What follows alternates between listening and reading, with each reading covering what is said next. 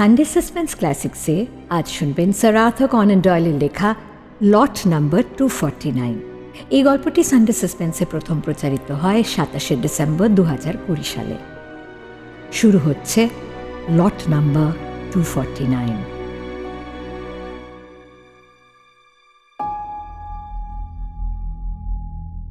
Edward Bellingham আর William মাংকহাউস লির ব্যাপারটা আর অ্যাবারক্রম্বি স্মিথের চরম আতঙ্কের কারণের কোনো স্পষ্ট ব্যাখ্যা খুঁজে পেয়ে নির্দিষ্ট মন্তব্য করা যাবে না। ঠিক কি ঘটেছিল আর কিভাবে ঘটেছিল তার সম্পূর্ণ বর্ণনা স্মিথ আমাদের দিয়েছেন। তার ভৃত্য টমাস স্টাইলস তার সমর্থন করেছেন। ডক্টর পিটারসনের মতো জ্ঞানীগুণী ব্যক্তিরা পর্যন্ত সেই বিষয়ে মন্তব্য করেছেন, কিন্তু সার্বিক ব্যাখ্যা সকলের নাগালের বাইরেই থেকে গিয়েছে। এই গল্পের ভিত তৈরি হয়েছে স্মিথকে ঘিরেই।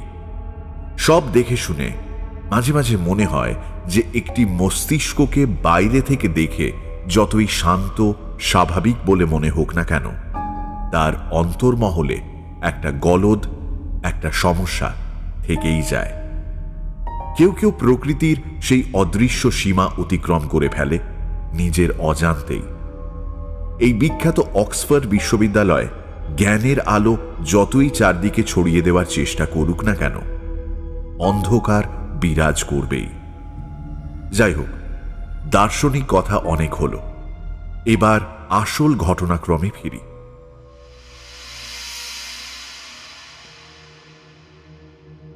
অক্সফোর্ডের ওল্ড কলেজের পুরনো উইংয়ে একটা জাঁদরেল গম্বুজওয়ালা বাড়ি রয়েছে। বাড়ির দরজা থেকে একটা সিঁড়ি এঁকে বেঁকে উঠে দুটো ল্যান্ডিং পেরিয়ে 3 নম্বরে এসে থেমেছে। এই 3টি ল্যান্ডিংয়ের সামনে ছিল 3টি ঘর, প্রত্যেকটিতে একটি করে বসার ঘর ও একটি শয়নকক্ষ। নিচের তলায় দুটো ঘরের একটি ছিল কয়লার গুদাম, আর দ্বিতীয়টি ভৃত্যদের থাকার জায়গা। লম্বা করিডোরের ডান এবং বাঁ দিকে সারিবদ্ধ লেকচার রুম বা অফিস। গোটা ব্যাপারটা এমনভাবেই সাজানো হয়েছে যাতে ওই পুরনো গম্বুজওয়ালা বাড়ির বাসিন্দা ছাত্ররা নিরিবিলিতে থাকতে ও পড়াশোনা করতে পারেন। পড়ুয়া ছাত্রদের কাছে এই জায়গাটি ছিল বিশেষ পছন্দের। 1884 সালের মে মাসে 3 জন অল্প বয়সী পুরুষ ঘরগুলোতে বসবাস শুরু করলেন। ঘরের ডিজাইন নেহাতি সাধারণ। টমাস স্টাইলসের কাজ ছিল এই 3টি ঘরের বাসিন্দার হাই ফরমাস খাটা। একদম ওপরের ল্যান্ডিংয়ে থাকতেন অ্যাবারক্রম্বি স্মিথ, তার ঠিক নিচে এডওয়ার্ড বেলিংহ্যাম, আর একদম নিচের ল্যান্ডিংয়ে উইলিয়াম মাংকহাউস লি। সেবার হাড় কাঁপানো শীতের পর বসন্তের আগমনে সবার মেজাজি একটু চনমনে। এরকমই এক রাতে, ঘড়ির কাঁটায় তখন 10টা, ফায়ারপ্লেসের সামনে আয়েশ করে পায়ের ওপর পা তুলে বসেছিলেন স্মিথ, ঠোঁটের ফাঁকে একটা পাইপ। ফায়ারপ্লেসের আর এক পাশে বসেছিলেন তাঁর ছেলেবেলার বন্ধু জেফ্রো হেস্টি। সারা দিনটা কেটেছে নদীতে নৌকা বাইচের মধ্যে দিয়ে। দুজনেই আমুদে হুল্লোড়ে স্বভাবের। সামনে একটা পরীক্ষা রয়েছে এবং স্বাভাবিক কারণেই একরকম বাধ্য হয়েই পড়ার বইতে মনোযোগ বিনিয়োগ করতে হয়েছে দুজনকেই। ঘরে এদিক ওদিক ছড়িয়ে রয়েছে হাড়ের টুকরো, মডেল, অ্যানাটমির প্লেট। টেবিলের ওপর স্তূপাকৃত হয়ে আছে ডাক্তারি শাস্ত্রের বই। ম্যান্টেল পিসের ওপর রয়েছে একজোড়া বক্সিং গ্লাভস আর নৌকোর দাঁড়। সব মিলিয়ে পড়া আর খেলার সহাবস্থানের চিহ্ন ঘরের সর্বত্র। স্মিথ এবং হেস্টি দুজনেই খুব ঘনিষ্ঠ বন্ধু, এতটাই যে ক্রমাগত কথাবার্তা বলে বন্ধুত্বের পরিচয় না দিলেও চলে। এই নৈশব্দই তাদের বন্ধুত্বের গভীরতার কথা জানান দেয়। একসময় নীরবতা ভেঙে স্মিথ বলে উঠলেন, চাইলে হুইস্কি খেতে পারো, জাগে স্কচ রয়েছে আর বোতলে আইরিশ, যেটা ইচ্ছে চেখে দেখো। মানুষের মাথার খুলি নিয়ে যখন মাথা ঘামাচ্ছি তখন ওই হুইস্কি বস্তুটি এখন ছোবো না। তুমি চাইলে গলাতে ঢালতেই পারো। আপাতত মন দিয়ে একটা জিনিস পড়ছি, এখন থাক, তবে পরে দেখব। ঘরে আবার নীরবতা নেমে এলো। আবার সব চুপচাপ খানিকক্ষণ। এবার হেস্টি প্রশ্ন করলেন, আচ্ছা স্মিথ, তোমার নিচের তলার দুজনের সাথে আলাপ হয়েছে কি? ওই দু একবার চোখাচোখি হওয়ায় পরস্পরের দিকে তাকিয়ে অল্প হেসে মাথা নেড়েছে, ব্যাস ওইটুকুই। ওই অবধি যেন থাকে। কিছু কথা আমার কানে এসেছে। আমি তোমার জায়গায় থাকলে আগ বাড়িয়ে আলাপ করতে যেতাম না। উইলিয়াম মাংকহাউস লি নামের ওই ছোকরার ব্যাপারে উল্টোপাল্টা কিছু শুনিনি যদিও। মানে ওই রোগা মতো ছেলেটা? হ্যাঁ, ওর স্বভাব চরিত্র বেশ ভালো, কিন্তু এডওয়ার্ড বেলিংহামের ব্যাপারে পুরোটা না জানলে এর ব্যাপারেও কিছু জানা যাবে না। এডওয়ার্ড বেলিংহ্যাম মানে ওই মোটা মতো যে? হ্যাঁ, ওই মোটা মতো লোকটাই। ওর ব্যাপারে কিছু না জানলেই ভালো। ব্যাপার কি হে? মদের নেশা না জুয়ার নেশা? কোন দোষটা আছে ওর? আর তুমি বা এত রাগঢাক করে কথা বলছো কেন? তুমি বিষয়টা জানলে এই প্রশ্নটা করতে না। ওর মধ্যে কিছু একটা রয়েছে যেটা ঠিক সহজ সরল নয়, ভীষণ অস্বস্তিকর কিছু একটা। চোখ দুটো সরীসৃপের মতো ঠান্ডা নিশ্চল। ওকে দেখলেই না আমার পেটের ভেতরটা কেমন গুলিয়ে ওঠে। ওই যে বললাম, ওকে দেখে কেন অস্বস্তি হয় বুঝি না, কিন্তু ওর উপস্থিতি নিঃসন্দেহে মনে ভালো কিছুর উদ্রেক করে না। তবে লোকটা পণ্ডিত, ডিপার্টমেন্টের সেরা ছাত্র, নিজের বিষয়ের ওপর দখল আছে। কোন ডিপার্টমেন্ট ওর? মেডিসিন না ক্লাসিক্স? ভাষাতত্ত্ব। প্রাচ্যের ভাষা নিয়ে পড়াশোনা আর ভাষার কারিকুরিতে ওকে টেক্কা দেওয়া অসম্ভব। চিলিংওয়ার্থ সেদিন একটা দারুণ ঘটনার কথা বলল। কিছুদিন আগে ওই ঝর্ণার ধারে আরব দেশের কয়েকজনের সাথে অনর্গল কথা বলছিল। দেখে মনে হবে বেলিংহামের জন্মই হয়েছে সেখানে। শুধু কি তাই, ইহুদিদের সাথে হিব্রুতে, কপ্টদের সাথে কপ্টিক ভাষায়ও কথা বলতে পারে। মানুষ তো নয়, যেন চলমান ভাষা বিচিত্রা। আরও শোনো, ওইদিকে কয়েকটা সন্ন্যাসী গোছের মানুষ বাস করে। তারা এদিকের কাউকেই ভালো চোখে দেখে না। মাঝে মধ্যে দেখে থুতু ফেলে নিজেদের ঘৃণা প্রদর্শন করে। তারাও এই বেলিংহামকে দেখে ভক্তিতে মাটিতে গড়াগড়ি দিচ্ছিল। আর বেলিংহামও দিব্যি তাদের মধ্যে বুক ফুলিয়ে ঘুরে গম্ভীর গলায় গুরুর মতো সর্দারি ফলাচ্ছিল। কি বলছিল চিলিংওয়ার্থ বোঝেনি, তবে বেলিংহামকে সবাই সমীহ করছে সেটা ভালোই বোঝা যাচ্ছিল। এরকম ও নাকি আগে কখনো দেখেনি। আন্ডার গ্র্যাজুয়েটের ছাত্র, কিন্তু তার এলেম দেখো। একটা কথা আমি বুঝছি না। তুমি একটু আগে বললে যে বেলিংহ্যামের কথা না জানলে মংকহাউস লির ব্যাপারে কিছু জানা যাবে না, সেটা কেন? কারণ লিয়ের বোন ইভলিন বেলিংহামের বাগদত্তা। আমি ওদের খুব ভালো করেই চিনি। অত্যন্ত সদাশয় প্রতিষ্ঠিত পরিবার। মানুষ হিসেবেও ইভলিন অতুলনীয়। এরকম একটা গিরগিটির মতো লোকের সাথে তার বিয়ে হতে চলেছে ভেবেই অসহ্য লাগছে। লোকে বলবে বাঁদরের গলায় মুক্তোর মালা, আমি বলবো towed and a Dove. Disgusting. বন্ধুর কথা শুনে স্মিথ হেসে ফেললেন। বেলিংহ্যামের প্রতি এসটির বিরক্তির কারণ তিনি খুঁজে পেয়েছেন।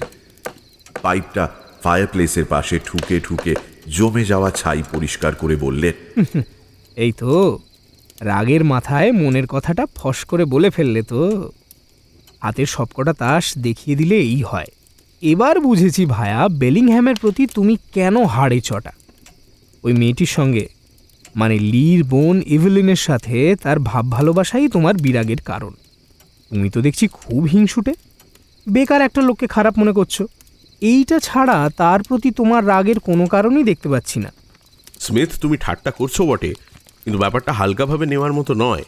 শোনো, ইভলিনকে আমি খুব ছোট্ট বয়স থেকে চিনি, আর সেই জন্যই চাই না সে কোনো ঝুঁকি নিক। এই সম্পর্কটা আমার মতে একটা ভয়ঙ্কর ঝুঁকি ছাড়া আর কিছুই নয়। লোকটাকে যেমন কুৎসিত দেখতে, তেমনি বিশ্রী মেজাজ। তুমি লং নর্টনের সাথে ওর কাণ্ডটার কথা জানো? কি করে জানবো? আমি তো ফ্রেশম্যান। ওফ, সে এক কেলেঙ্কারি। গত শীতের ঘটনা। নদীর পাশের রাস্তা দিয়ে কয়েকজন ছাত্র হাঁটছিল। ওই দলটা সামনের দিকে ছিল বেলিংহাম। সেদিন কয়েক পশলা বৃষ্টি হওয়ায় রাস্তায় জায়গায় জায়গায় জল জমেছিল। যাই হোক, ছাত্রের দল গল্প করতে করতে আসছিল বেলিংহাম সামনে। উল্টো দিক থেকে একজন মহিলা আসছিলেন, তার হাতে জিনিসপত্র। দেখেই বোঝা যাচ্ছিল যে তিনি বাজারহাট করে ফিরছেন।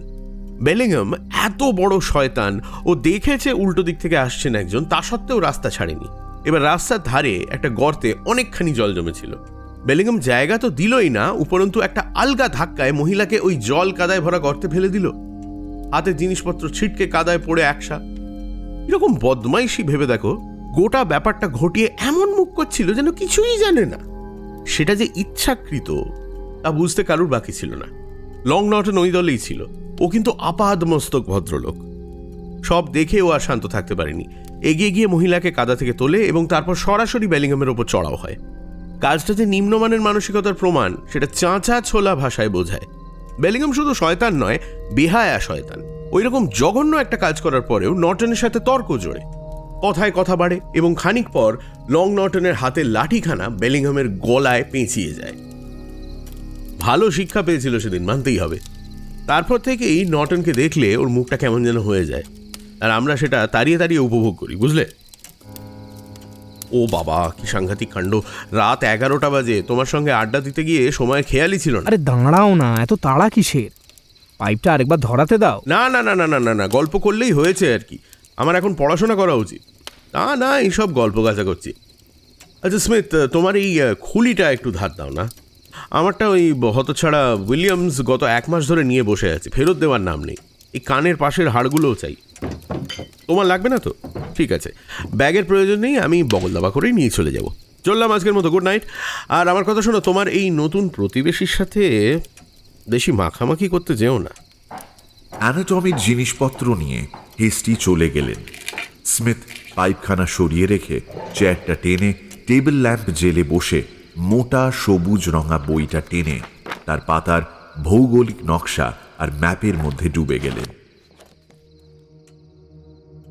অক্সফোর্ডে ফার্স্ট ইয়ার হলেও স্মিথের মন চিকিৎসা বিজ্ঞানের বাইরেই বেশি ঘোরাফেরা করে। এর আগে 4 বছর গ্লাসগো ও বার্লিনে কাজ করেছেন। আসন্ন পরীক্ষায় সফল হলে আনুষ্ঠানিকভাবে এই পেশায় যোগ দিতে পারবেন।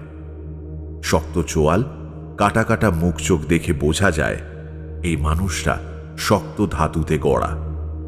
মনের জোর এবং ধৈর্য অফুরন্ত রয়েছে এবং এই দুইয়ে ভর দিয়ে চরম প্রতিভাবানকেও টেক্কা দেওয়ার ক্ষমতা রাখেন। গ্লাসগো এবং বার্লিনে সুনামের সাথে কাজ করেছেন স্মিথ। সেই সুনামটাই পরিশ্রম ও নিষ্ঠার সাথে অক্সফোর্ডেও অর্জন করতে চান। প্রায় 1 ঘন্টা গভীর মনোযোগ সহকারে পড়াশোনা করছিলেন স্মিথ। ঘড়ির কাঁটা কখন মাঝরাতের গণ্ডি স্পর্শ করে ফেলেছে খেয়াল ছিল না। হঠাৎ একটা শব্দে সম্বিত ফিরল তাঁর। একটা নিচু অথচ তীক্ষ্ণ আওয়াজ, যেন একটা মানুষ বহু কষ্টে নিজের আবেগকে নিয়ন্ত্রণ করার চেষ্টা করছে, আর সেই চেষ্টার ফাঁক ফোকর বেয়েই গোঙানি আর দীর্ঘশ্বাসের মধ্যবর্তী একটা শব্দ বেরিয়ে আসছে। স্মিথ বইখানা রেখে কান খাড়া করে শোনার চেষ্টা করলেন।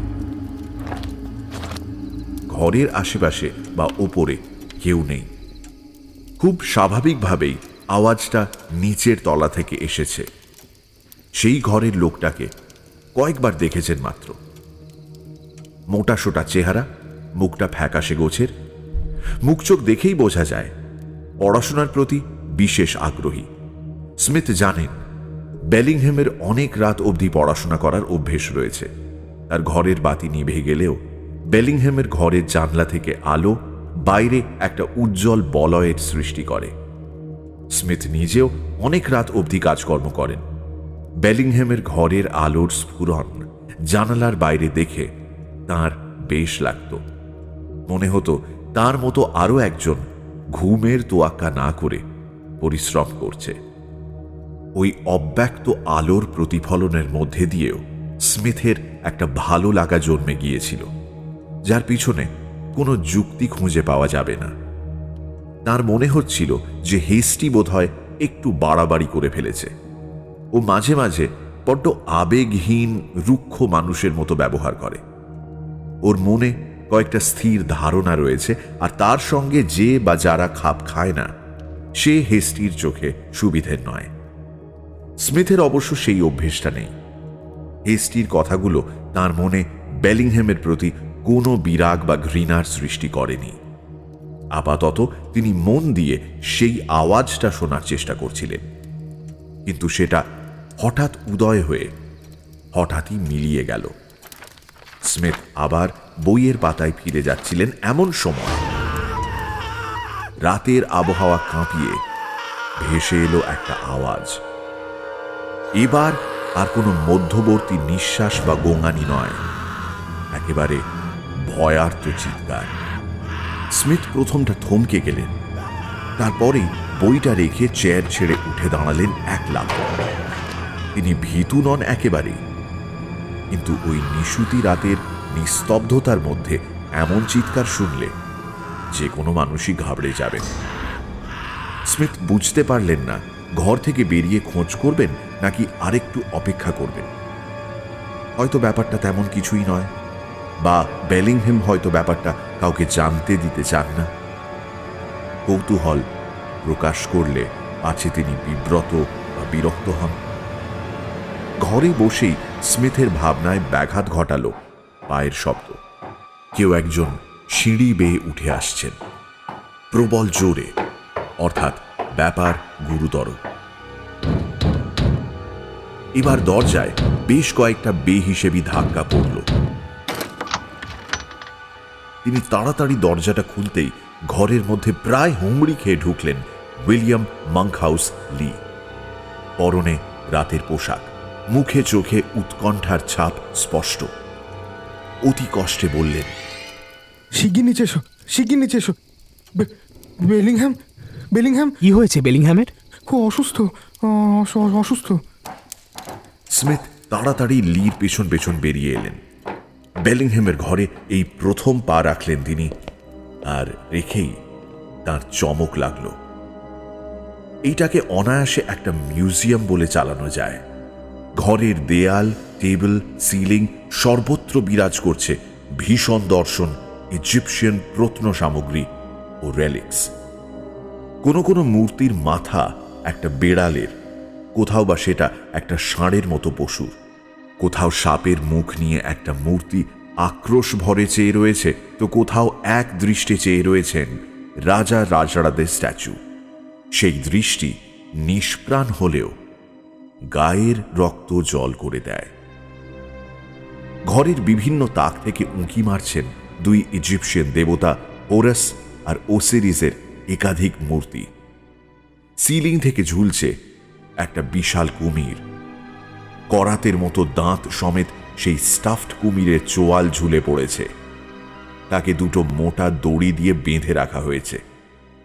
ঘরের একদম মাঝামাঝি একটা বড় সড়ো চৌকো মতো টেবিল, তাতে বোতল, কাগজপত্র আর কোনো এক অজানা গাছের শুকনো হয়ে যাওয়া পাতা অগোছালোভাবে রাখা হয়েছে। তাদের একপাশে সরিয়ে জায়গা করা হয়েছে, কারণ টেবিলের অনেকটা জায়গা জুড়ে রয়েছে একটা মামি কেস। জিনিসে ঠাসা এই ঘরে কোনো জায়গা নেই, শুধু দেয়ালের একটা অংশ ছাড়া। বোঝাই যায় কেসটা ওখানেই রাখা ছিল। টেবিলের ওপর রাখা মামি কেসের ডালাটা খোলা। সেদিকে তাকাতেই কেসের প্রাণহীন বাসিন্দার ওপর চোখ পড়ল। প্রাণহীন হলেও তার রূপ বিভৎসতার অপর নাম। চেহারাটা শুকিয়ে কাঠ হয়ে গিয়েছে, কুচকুচে কালো কপাল ও মুখ চোখ যেন আগুনে পোড়া। বস্তুটি প্রায় বেরিয়ে এসেছে কেস থেকে। তার সরু লিকলিকে পাকিয়ে যাওয়া আঙুল আর তার ডগায় থাকা খাবার মতো নখ এখন টেবিলের ওপর। সার্কোফেগাস অর্থাৎ সবাধারের গায়ে গোল পাকানো একটা হলদেটে প্যাপিরাস চোখে পড়ল। মামি কেসের সামনে চেয়ারে বসে রয়েছেন এই ঘরে যিনি থাকেন, অর্থাৎ বেলিংহ্যাম। মাথা পিছন দিকে হেলে পড়েছে, চোখ ঠিকরে বেরিয়ে আসছে। সে যেন কথা বলার শক্তি হারিয়ে পরম ভয় মেশানো বিস্ময়ে সিলিং থেকে ঝোলা কুমিরের দিকে তাকিয়ে রয়েছে। তার ঠোঁট দুটো এখন লালের বদলে গাঢ় নীল। নিঃশ্বাস প্রশ্বাসের প্রতিটা ওঠানামায় ফুলে উঠছে। মাংকহাউস লি ফুঁপিয়ে উঠলেন, কিছু একটা করো, কিছু একটা করো। ও যে মরতে বসেছে। ঈশ্বর, ঈশ্বর, কি করবো আমরা? ঈশ্বর। স্মিথ ঘাবড়ালেন না। ডাক্তারি ছাত্র হিসেবে তিনি জানেন এখন স্নায়ুর উপর নিয়ন্ত্রণ হারালেই পরিস্থিতি হাত থেকে বেরিয়ে যাবে। ঘরের একদিকে একটা সোফার ওপর রাখা কাঠের হরেক রকমের মূর্তি আর কাগজপত্র। স্মিথ লিকে বললেন, তুমি একটু শান্ত হও, এমন এক কাজ করো, ওর হাত দুটো আমার হাতে দাও আর তুমি ধরো ওর পাটা। এবার ধীরে ধীরে ওকে সোফায় শুইয়ে দি চলো। ওই মূর্তিটা আর রাজ্যের আবর্জনা সোফা থেকে সরাও তো, যত সব রাজ্যের জিনিস এই ঘুপচি ঘরে জড়ো করেছে। দুজনে ধরাধরি করে বেলিংহ্যামকে সোফাতে শুইয়ে দিলেন। স্মিথ তার নাড়ি পরীক্ষা করতে করতে বললেন, এরকম হলো কি করে? বেলিংহ্যাম কি করছিল? জানি না, জানি না। ওর ওর ওর চিৎকার শুনে আমি ঘর থেকে বেরিয়ে আসি, তারপরে ছুটে এসে তোমায় ডাকি। ভাগ্যিস তুমি এলে, না হলে ভীষণ বিপদে পড়তাম। স্মিথ নাড়ি পরীক্ষা করে বেলিংহ্যামের বুকে হাত রেখে চুপ করে রইলেন খানিকক্ষণ। তারপর বললেন, পালস খুব দ্রুত, তবে মনে হচ্ছে চিন্তার কোনো কারণ নেই।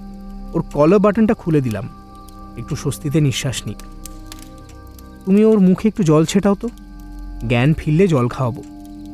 আমার ধারণা ও কোনো কারণে প্রচণ্ড ভয় পেয়েছে।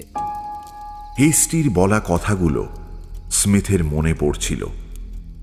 বেলিংহ্যামের চেহারাটা বিশ্রী না হলেও বেঢপ তো বটেই। মুখের গড়ন আর রং দুই অস্বাভাবিক। ফ্যাকাশে চেহারা অনেকেরই হয়, কিন্তু এরটা যেন একটু অন্য ধরনের ফ্যাকাশে। এর আগে বেলিংহ্যামকে এত কাছ থেকে স্মিথ কখনো দেখেননি। আজ দেখে তার মনে হচ্ছে যে কেউ এর শরীর থেকে সমস্ত রক্ত শুষে নিয়েছে। বেলিংহ্যাম ভালোই মোটা, কিন্তু তার কানের পাশে ঝোলা চামড়া দেখেই আন্দাজ করা যায় আগে আরো মোটা ছিলেন। মাথায় ছোট করে ছাঁটা বাদামি চুল, আর মাথার দুপাশে চেহারার মতোই মোটা একজোড়া কান। তার দু চোখ এখনো বিস্ফারিত, বন্ধ করলেই যেন আর একটা দুঃস্বপ্ন এসে তাকে দেখা দেবে, তাই খুলে রেখেছেন।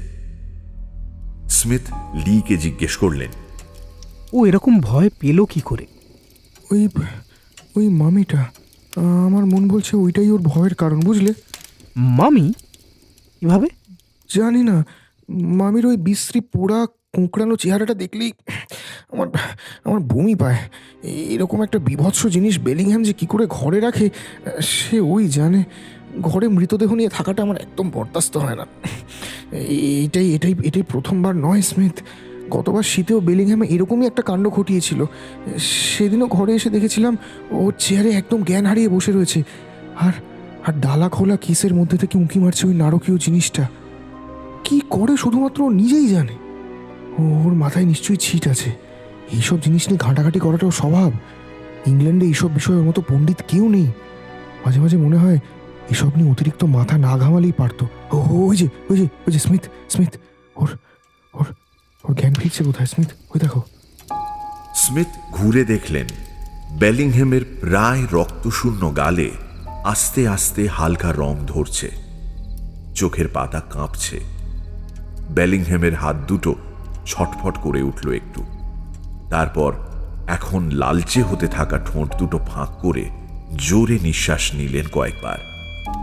এবার সামান্য গা ঝাড়া দিয়ে উঠে মাথা তুলে ঘরে থাকা বাকি দুজনের দিকে তাকালেন, আর তখনই তার দু চোখ পড়ল ঘরে থাকা সার্কোফেগাস আর সেই হলদে প্যাপিরাসের ওপর। তড়াক করে উঠে বেলিংহ্যাম সেই প্যাপিরাস এক ঝটকায় সরিয়ে একটা দেরাজে তালা বন্ধ করে দিলেন। তাকে দেখে কে বলবে যে একটু আগে আতঙ্কে খাবি খেয়ে অজ্ঞান হয়ে গিয়েছিলেন। প্রথম দর্শনে লি আর স্মিথের দিকে একটা জিজ্ঞাসু দৃষ্টি ছুঁড়ে দিয়েছিলেন বেলিংহ্যাম। প্যাপিরাস দেরাজে পুরে সেই প্রশ্নটাই করে ফেললেন। কি ব্যাপার, তোমরা এখানে কি করছো? তুমি তো চিৎকার করে বাড়ি মাথায় তুলেছিলে, কুলুস্থুলো পড়ে গিয়েছিল। আমার প্রতিবেশী মিস্টার স্মিথ এসে সাহায্য না করলে তোমায় নিয়ে কি করতাম জানি না। আশ্চর্য তো। আরে বাস, সাক্ষাৎ অ্যাবেরক্রম্বি স্মিথ আমার ঘরে। আপনার অশেষ দয়া। আপনি তো দেখছি দয়া আর করুণার অবতার। ইস, কি বোকা কি বোকা আমি। আমার চেয়ে মূর্খ এই ব্রহ্মাণ্ডে নেই, নেই কেউ নেই। বেলিংহ্যামের আচার আচরণ এবার আরও সৃষ্টি ছাড়া বলে মনে হচ্ছে। নিজের মুখটা হাতে তালুতে নিয়ে উনি উন্মাদের মতো হাসতে আরম্ভ করলেন। সেই হাসির দমক যেন থামতেই চায় না। স্মিথ বুঝলেন এবার তাকে একটু কড়া হতে হবে।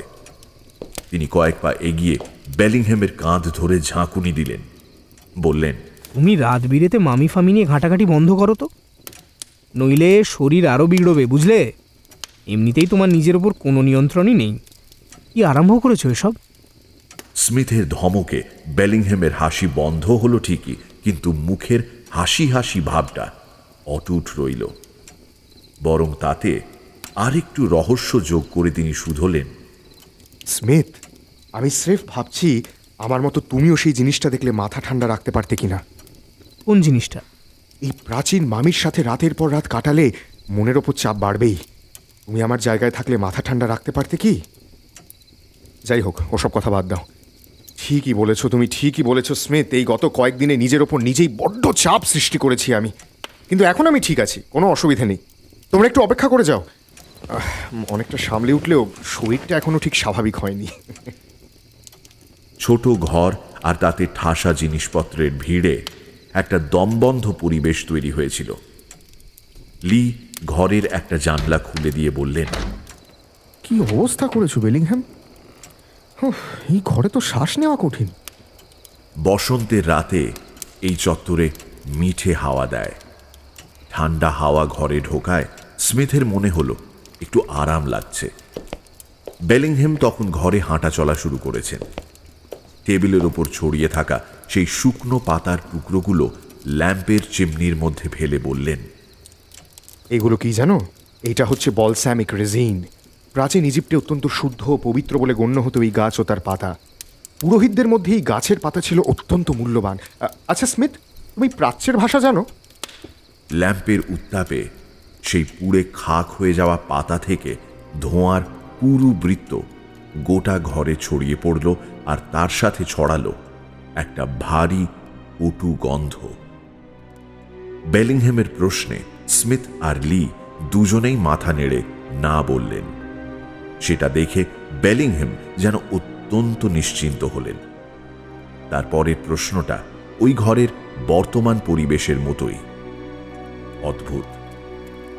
আচ্ছা, তোমরা এই ঘরে আসার কতক্ষণ পর আমার জ্ঞান ফিরল বলো তো? বেশি নয়, বড়জোর মিনিট 5। আমারও তাই মনে হয়। আমি খুব বেশিক্ষণ অজ্ঞান ছিলাম না। এই জ্ঞান হারানোটা খুবই চমকপ্রদ একটা ব্যাপার। একে সময়ের বাঁধনে রাখা যাবে না। ধরো ধরো এই যে আমি জ্ঞান হারিয়ে চোখ উল্টে বসেছিলাম, কত মিনিট, ঘন্টা, সপ্তাহ বা দিন তার হিসেব দিতে পারবো না। শুধু চোখ বন্ধ আর খোলার অপেক্ষা।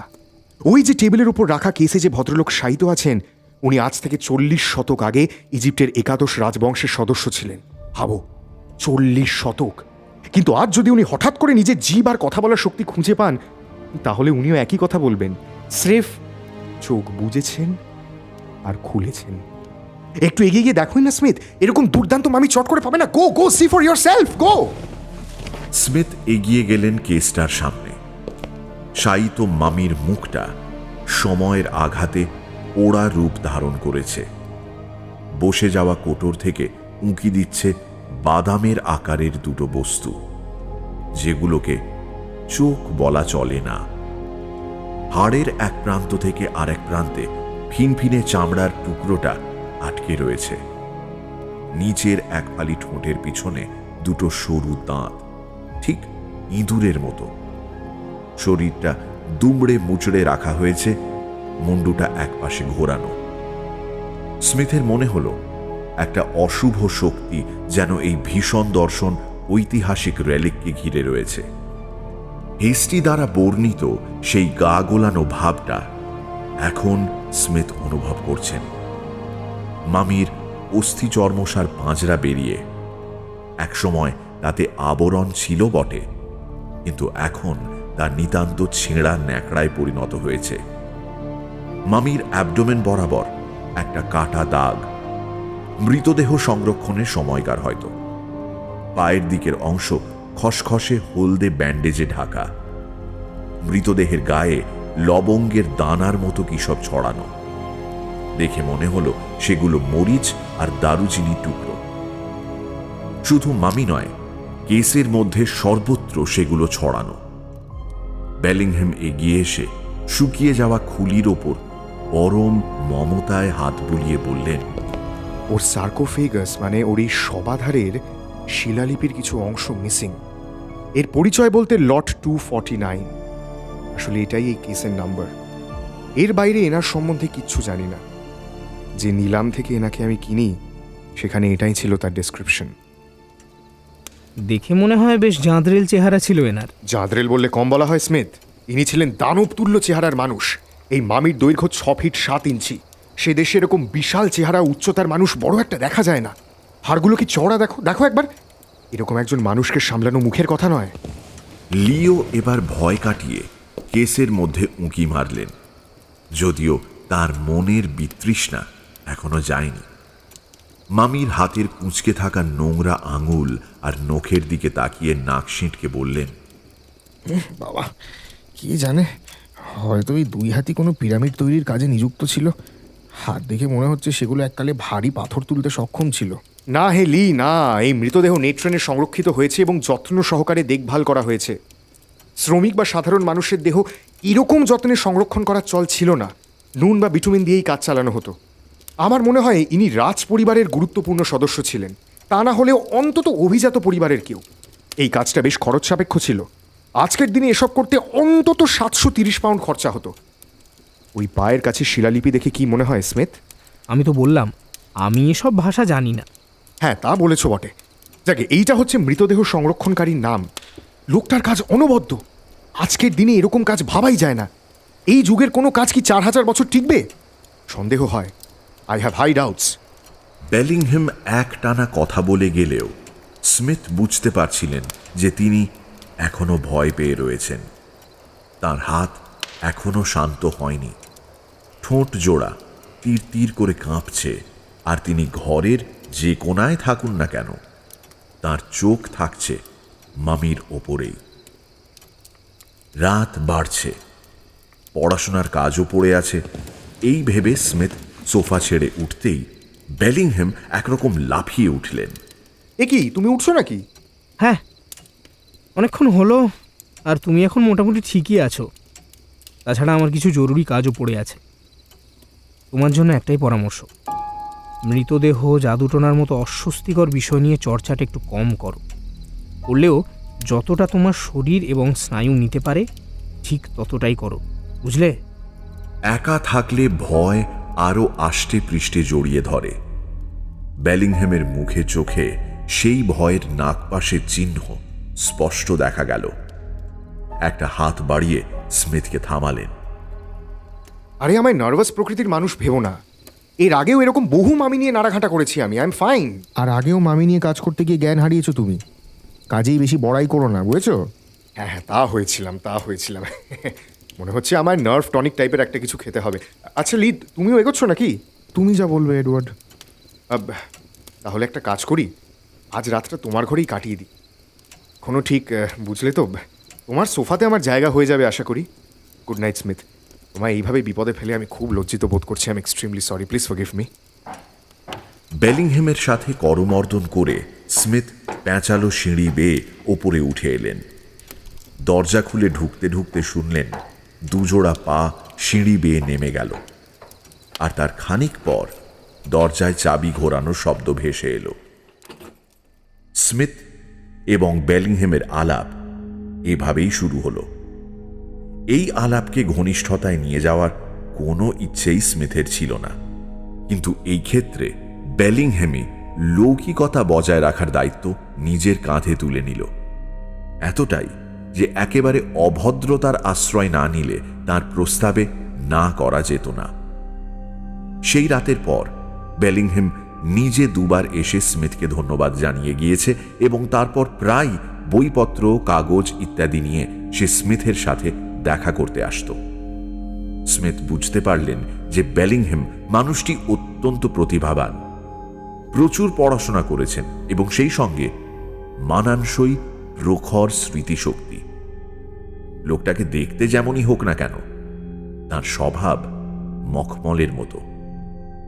প্রথম দিকে বিশেষ ইচ্ছে না থাকলেও দুজনের এই গল্পগুজব, আলাপচারিতা স্মিথের ক্রমশ ভালো লাগতে শুরু করল এবং কয়েকদিনের মধ্যে তিনি নিজেও বেলিংহ্যামের ঘরে আড্ডা দিতে যেতে শুরু করলেন।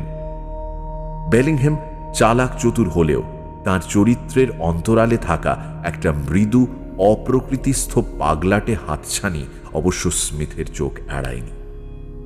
মাঝে মধ্যে এমন এমন বিষয়ে তিনি এমন সৃষ্টি ছাড়া কণ্ঠে কথা বলতেন যে স্মিথ ধন্দে পড়ে যেতেন। একদিন যেমন বেলিংহ্যাম বলে বসলেন, নিজের মধ্যে দ্বৈত ক্ষমতা অনুভব করাটা কি অনুপম অভিজ্ঞতা বলতো? একাধারে তুমি একজন সদাশয় কৃপাময় দেবদূত এবং প্রতিশোধ স্পৃহায় ভরপুর এক অনিষ্টকারী শয়তান। এরকম হলে কি দারুণ হয় না?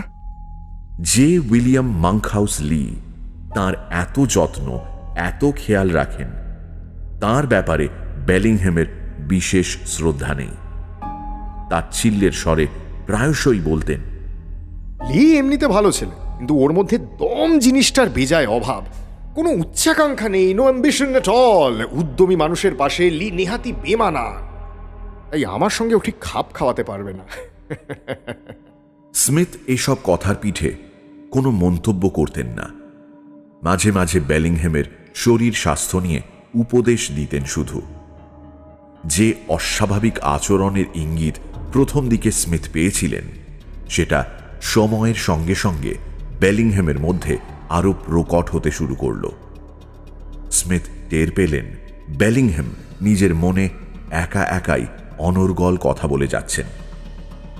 গভীর রাতে স্মিথ শুনতে পেতেন নিচের তলা থেকে ভেসে আসা বেলিংহ্যামের গলার আওয়াজ। মানুষটা বকবক করেই চলেছে, অথচ অত রাতে ওর ঘরে দ্বিতীয় কোনো প্রাণী নেই। কখনো গলার স্বর চাপা, কখনো সেটা একদম ফিসফিসে খাদে নেমে যাচ্ছে। চারপাশ নিস্তব্ধ বলেই সেটা কানে আসত। কানের কাছে এই রকম অনর্গল আলাপচারিতা স্মিথের মনোযোগে ব্যাঘাত ঘটাত। একদিন বাধ্য হয়েই তিনি কথাটা বেলিংহ্যামকে জানালেন, কিন্তু তাতে ফল হল অপ্রত্যাশিত। বেলিংহ্যাম শুধু অস্বীকারই করলেন না, স্মিথের কথায় বেশ বিরক্তই হলেন। ব্যাপারটা যে তার মনের ভুল নয়, তার প্রমাণও স্মিথ অচিরেই পেলেন। টম স্টাইলস এই টুরেটের ঘরগুলোর বাসিন্দাদের ফাই ফরমাস খাটছে বহুদিন।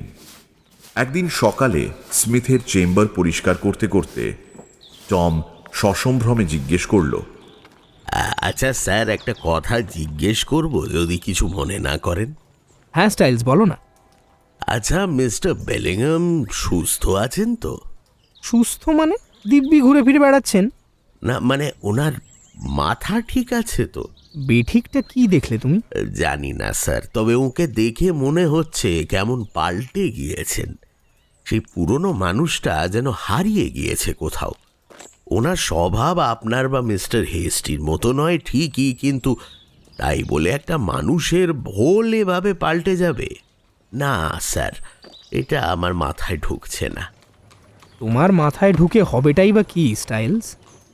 স্মিথের রূঢ় প্রত্যুত্তরে স্টাইলস একটু থমকালো। এরকম জবাব সে আশা করেনি। তবে গুটিয়ে না গিয়ে স্মিথকে বলল, আমার মাথায় ঢোকা প্রয়োজন, কারণ আমি এখানকার চেম্বারের প্রত্যেককে ভালোবাসি। এই অল্প বয়সী ছেলেগুলোকে দেখে দেখে মাথার চুল পাকিয়ে ফেললাম স্যার। আমি এদের নিজের সন্তানের মতোই যত্ন নিই। আজ বলে না, এতদিন ধরে নিয়ে আসছি।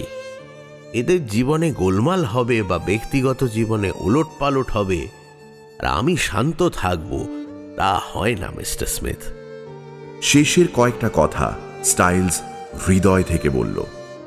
স্মিথ বুঝতে পারলেন ওভাবে কথা বলাটা তার একেবারে উচিত হয়নি। এগিয়ে গিয়ে টমের কাঁধে হাত রেখে হালকা গলায় বললেন, এই স্টাইলস, কি হলো? তুমি যে ইমোশনাল হয়ে পড়লে। আরে এটা সামান্য ব্যাপার, এত আবেগী হলে চলে? আচ্ছা আচ্ছা, আমি স্বীকার করছি আমার ওভাবে বলাটা একেবারে উচিত হয়নি। I am very sorry. না না, আসলে মিস্টার স্মিথ, ব্যাপারটা বেশ ঘোরালো হয়ে পড়ছে দিনকে দিন। আপনি বুঝতে পারছেন না। আচ্ছা বলুন দেখি, সবই যদি ঠিকঠাক থাকে তবে তার ঘরে এইসব অনাথ সৃষ্টির কাণ্ড ঘটছে কেন? অনাসৃষ্টির ঘটনা? সে আবার কি? জানেন, মিস্টার বেলিংহামের ঘরে তালা ঝুললেও তার ভেতরে হাঁটা চলার শব্দ হয়। ওই ঘরে উনি একাই থাকেন, আর তিনি ঘরে তালা লাগিয়ে বেরিয়ে যাওয়ার পরেও সেখানে কে ঘুরে বেড়ায়? স্টাইলস, এবার তুমি বাজে বকছো। হতে পারে স্যার, কিন্তু আমি হলপ করে বলতে পারি যে ওই আওয়াজ একাধিকবার আমি শুনেছি। স্টাইলস, আজকাল তোমার কল্পনা শক্তি দেখছি বেশ পাখা মেলেছে। শোনো, ওসব কিছুই নেই, কোনো আওয়াজ টাওয়াজ কোথাও কিছু নেই। ঠিক আছে স্যার, আমি আপাতত চললাম। কোনো দরকার হলে বেল বাজাবেন প্লিজ।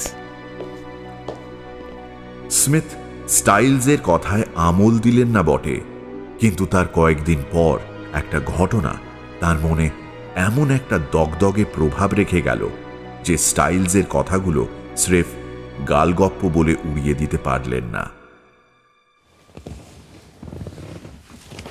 সেদিন রাতে খাওয়া দাওয়ার পর বেলিংহ্যাম স্মিথের ঘরে এসে হাজির হলেন। ইজিপ্ট নিয়ে নানান ইন্টারেস্টিং ঘটনা বলছিলেন। বেনি হাসানের খনন কার্যে যা ঘটেছিল কেউ ভাবতেও পারেনি। উর্বর ইমাজিনেশনকেও হার মানাবে। কথার ফাঁকে ফাঁকে স্মিথ স্পষ্ট শুনলেন নিচের ঘরের দরজাটা কেউ খুলে বেরোলো। দরজার ক্যাঁচ শব্দটা স্পষ্ট শোনা গেল। স্মিথ বেলিংহ্যামকে থামিয়ে দিয়ে বললেন, মনে হচ্ছে তোমার ঘরের দরজা খুলে কেউ বেরোলেন বা ঢুকলেন। বেলিংহ্যাম চেয়ারে বসেছিলেন। এবার মনে হলো সেই চেয়ার দিয়ে বিদ্যুৎ বইছে। তিনি স্প্রিংয়ের মতো লাফিয়ে উঠলেন। মুখে ভয় আর বিস্ময় মিলেমিশে একটা অদ্ভুত অভিব্যক্তি ফুটিয়ে তুলেছে। তিনি সজোরে মাথা নেড়ে বললেন, না না না না না, এ হতেই পারে না, হতেই পারে না। আমি আমি নিজের হাতে দরজা বন্ধ করে এসেছি। এই হাত, এই যে দেখো আমার হাত, এই হাতে ভুল। তিনি আপ্রাণ চেষ্টা করছিলেন এটা বোঝাতে যে তার ঘর ছেড়ে কেউ বেরোয় বা ঢোকেনি। সেই রাতের মতো তার হাত আর ঠোঁট আবার কাঁপতে শুরু করেছে। স্মিথ বললেন, কি বলছো বেলিংহ্যাম? আমি স্পষ্ট শুনতে পেলাম। ওই যে কেউ বোধহয় এই উপরেই উঠে আসছে। ওই যে পায়ের আওয়াজ, সিঁড়িতে পায়ের আওয়াজ। তুমি কি সত্যি শুনতে পাচ্ছ না? কেউ যেন সিঁড়ি ভেঙে আসছে একটা একটা করে। বেলিংহ্যাম আর পারলেন না। কাঁপতে কাঁপতে বেরিয়ে গেলেন ঘর থেকে। সিঁড়িতে একটু আগে যার পায়ের আওয়াজ পাওয়া যাচ্ছিল সে ধীরে সুস্থে আসছিল। এবার তার সঙ্গে যোগ হলো বেলিংহ্যামের দ্রুত পায়ের আওয়াজ। স্মিথ বুঝলেন বেলিংহ্যাম হুড়মুড়িয়ে নামছেন। সিঁড়ির মাঝামাঝি পৌঁছে তিনি থামলেন। ফিসফিসিয়ে কার কানে কি একটা বললেন। তারপরই নিচের দরজাটা দড়াম শব্দে বন্ধ হলো, আর তার পরপরই দরজায় চাবি ঘোরানোর ধাতব শব্দ। খানিক পর ফের দরজা ঠেলে ঘরে ঢুকলেন বেলিংহ্যাম। তার মুখ তখন পাংশু, কপাল মুখ ঘামে ভিজে গিয়েছে। চেয়ারে ধপ করে বসে জোর করে হেসে বললেন, আরে আরে আর বলো না, আমার কুকুরটা মহা চঞ্চল। দরজা মাথা দিয়ে ঠেলে বেরিয়ে এসেছিল। আমি তালা দিতে ভুলে গিয়েছিলাম। তুমি কুকুর পুষছো? কবে থেকে? হ্যাঁ, কুকুর কুকুর হ্যাঁ, আমি একটা কুকুর পুষছি। বেশি দিন হয়নি, এই আর কি। খুব বেশি দিন হয়নি। আমি রাখবো না, ওকে ভাগিয়ে দেবো। হ্যাঁ, ভাগিয়ে দেবো। ওকে পোষ্য রাখা বেজায় হ্যাঙ্গামের কাজ বাবা। স্মিথ এক দৃষ্টে বেলিংহ্যামের মুখের দিকে চেয়ে রইলেন। ওকে ভীষণ বিচলিত দেখাচ্ছে। চঞ্চল বলে চঞ্চল? দরজা মাথা দিয়ে ঠেলে বেরিয়ে আসছে, কিন্তু তার জন্য তালা দেওয়ার কি দরকার? শুধু হুড়কো টেনে দিলেই তো হলো। ভাবছি স্টাইলসকে বলবো। তালা দিলাম কারণ কুকুরটা ফস করে কোথাও পালিয়ে গেলে ভালো হবে না। আচ্ছা বেলিংহ্যাম, তুমি এক কাজ করতে পারো। আমি কুকুর ভালোবাসি, অনেক বিচ্ছু কুকুরকে শান্ত করেছি। চলো দেখি তোমার কুকুর। আমার হাতে পড়লে ও যথার্থ ট্রেনিং পাবে এবং তোমার কথা শুনবে। চলো। তা তো বটি, কিন্তু আজ রাতে সেটা হবে না। আমার একটা অ্যাপয়েন্টমেন্ট আছে আজ। তোমার এই ঘড়িটা সঠিক সময় দেয় তো? দেখেছো 15 মিনিট দেরি হয়ে গেছি ইতিমধ্যেই। আজ উঠি কেমন? আজ উঠি, হ্যাঁ, গুড নাইট। বলে বেলিংহ্যাম নিজের টুপিটা তুলে নিয়ে সেরকমই হুড়মুড়িয়ে বেরিয়ে গেলেন। স্মিথের মনের খচখচানিটা আরো বাড়ল। স্মিথ ইচ্ছে করেই কুকুরের কথাটা তুলেছিলেন এবং কথা বলার ফাঁকে ফাঁকে বেলিংহ্যামের মুখের দিকে চেয়ে দেখছিলেন যে তার প্রস্তাবে লোকটা মহা ফাঁপড়ে পড়েছে। অ্যাপয়েন্টমেন্টের কথাটাও ডাহা মিথ্যে, কারণ ঘর থেকে বেরিয়ে বেলিংহ্যাম সোজা নিজের ঘরে ঢুকেছেন। স্মিথ ওপর থেকে আবারও শুনলেন নিচের দরজায় চাবি ঘুরল এবং তারপর সেটা দড়াম শব্দে বন্ধ হল। স্মিথের বিশ্রী লাগছিল।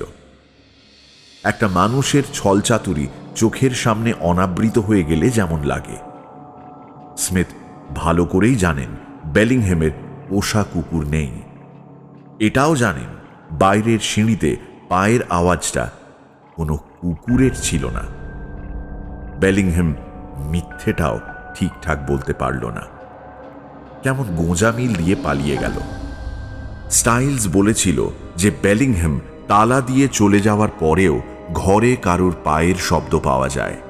আজ সেটা ঘরের বাইরেও বেরিয়ে এসেছে এবং স্মিথের কানেও পৌঁছেছে। ওটা কার পায়ের শব্দ? কোনো মহিলার কি? তাই তো মনে হচ্ছে। এই ছাত্রাবাসে মহিলার প্রবেশ নিষিদ্ধ। ধরা পড়লে কলেজ থেকে বহিষ্কৃত হওয়ার আশঙ্কাও রয়েছে। তাই বেলিংহ্যামের মিথ্যে বলাটা আশ্চর্য কিছু নয়। কিন্তু সবার চোখ এড়িয়ে এই ছোট্ট ঘরে একজন মহিলাকে এনে তোলা এক কথায় অসম্ভব।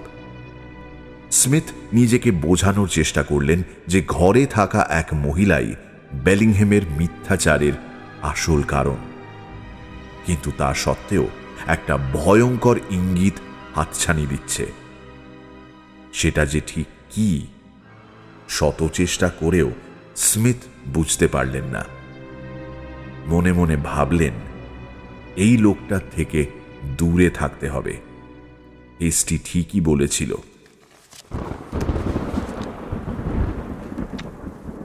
ইতিমধ্যে বাইরে বৃষ্টি শুরু হলো। স্মিথ আবার বইয়ের পাতার মধ্যে নিজেকে ডুবিয়ে দেওয়ার চেষ্টা করলেন, কিন্তু সেদিন ভাগ্য তার ওপর সুপ্রসন্ন ছিল না। খানিক বাদে শুনলেন কে যেন 2-3টে সিঁড়ি টপকে উঠে আসছে। স্মিথ রাজ্যের বিরক্তি নিয়ে মুখ ঘোরাতেই দেখলেন ঘরের দরজা ঠেলে ঢুকছেন এসটি। একটা আর্মচেয়ারে ধপাস করে বসে বললেন, তুমি এক আজব মানুষ জানো তো। ভূমিকম্পে অক্সফোর্ড ইউনিভার্সিটি দুফাক হয়ে গেলেও দেখবো তুমি বই নিয়ে বসে আছো। যাই হোক, তোমায় আমি আর বেশি জ্বালাবো না। তামাকটা পাইপে ভরো তো দেখি, কয়েকটা টান দিয়েই কেটে পড়বো। স্মিথ পাইপে তামাক ভরতে ভরতে জিজ্ঞেস করলেন, খবর কি? সব কেমন চলছে?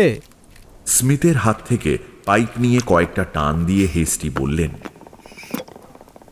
খবর বলতে ক্রিকেট ম্যাচে উইলসন ফ্রেশারদের হয়ে 70 রান করেছে। অক্সফোর্ড ক্রিকেট টিমে ব্যাডিকম্বের জায়গায় ওকে নেওয়ার কথা চলছে, কারণ ব্যাডিকম্বের সেই ফর্ম আর নেই। এই দেখেছো, আসল কথাটা বলতেই ভুলে গেছি। কোন কথা? লং নটনের কথাটা জানো তো? মানে যার সাথে বেলিংহ্যামের হাতাহাতি হয়েছিল? হ্যাঁ, সেই লং নটন। কি হয়েছে তার?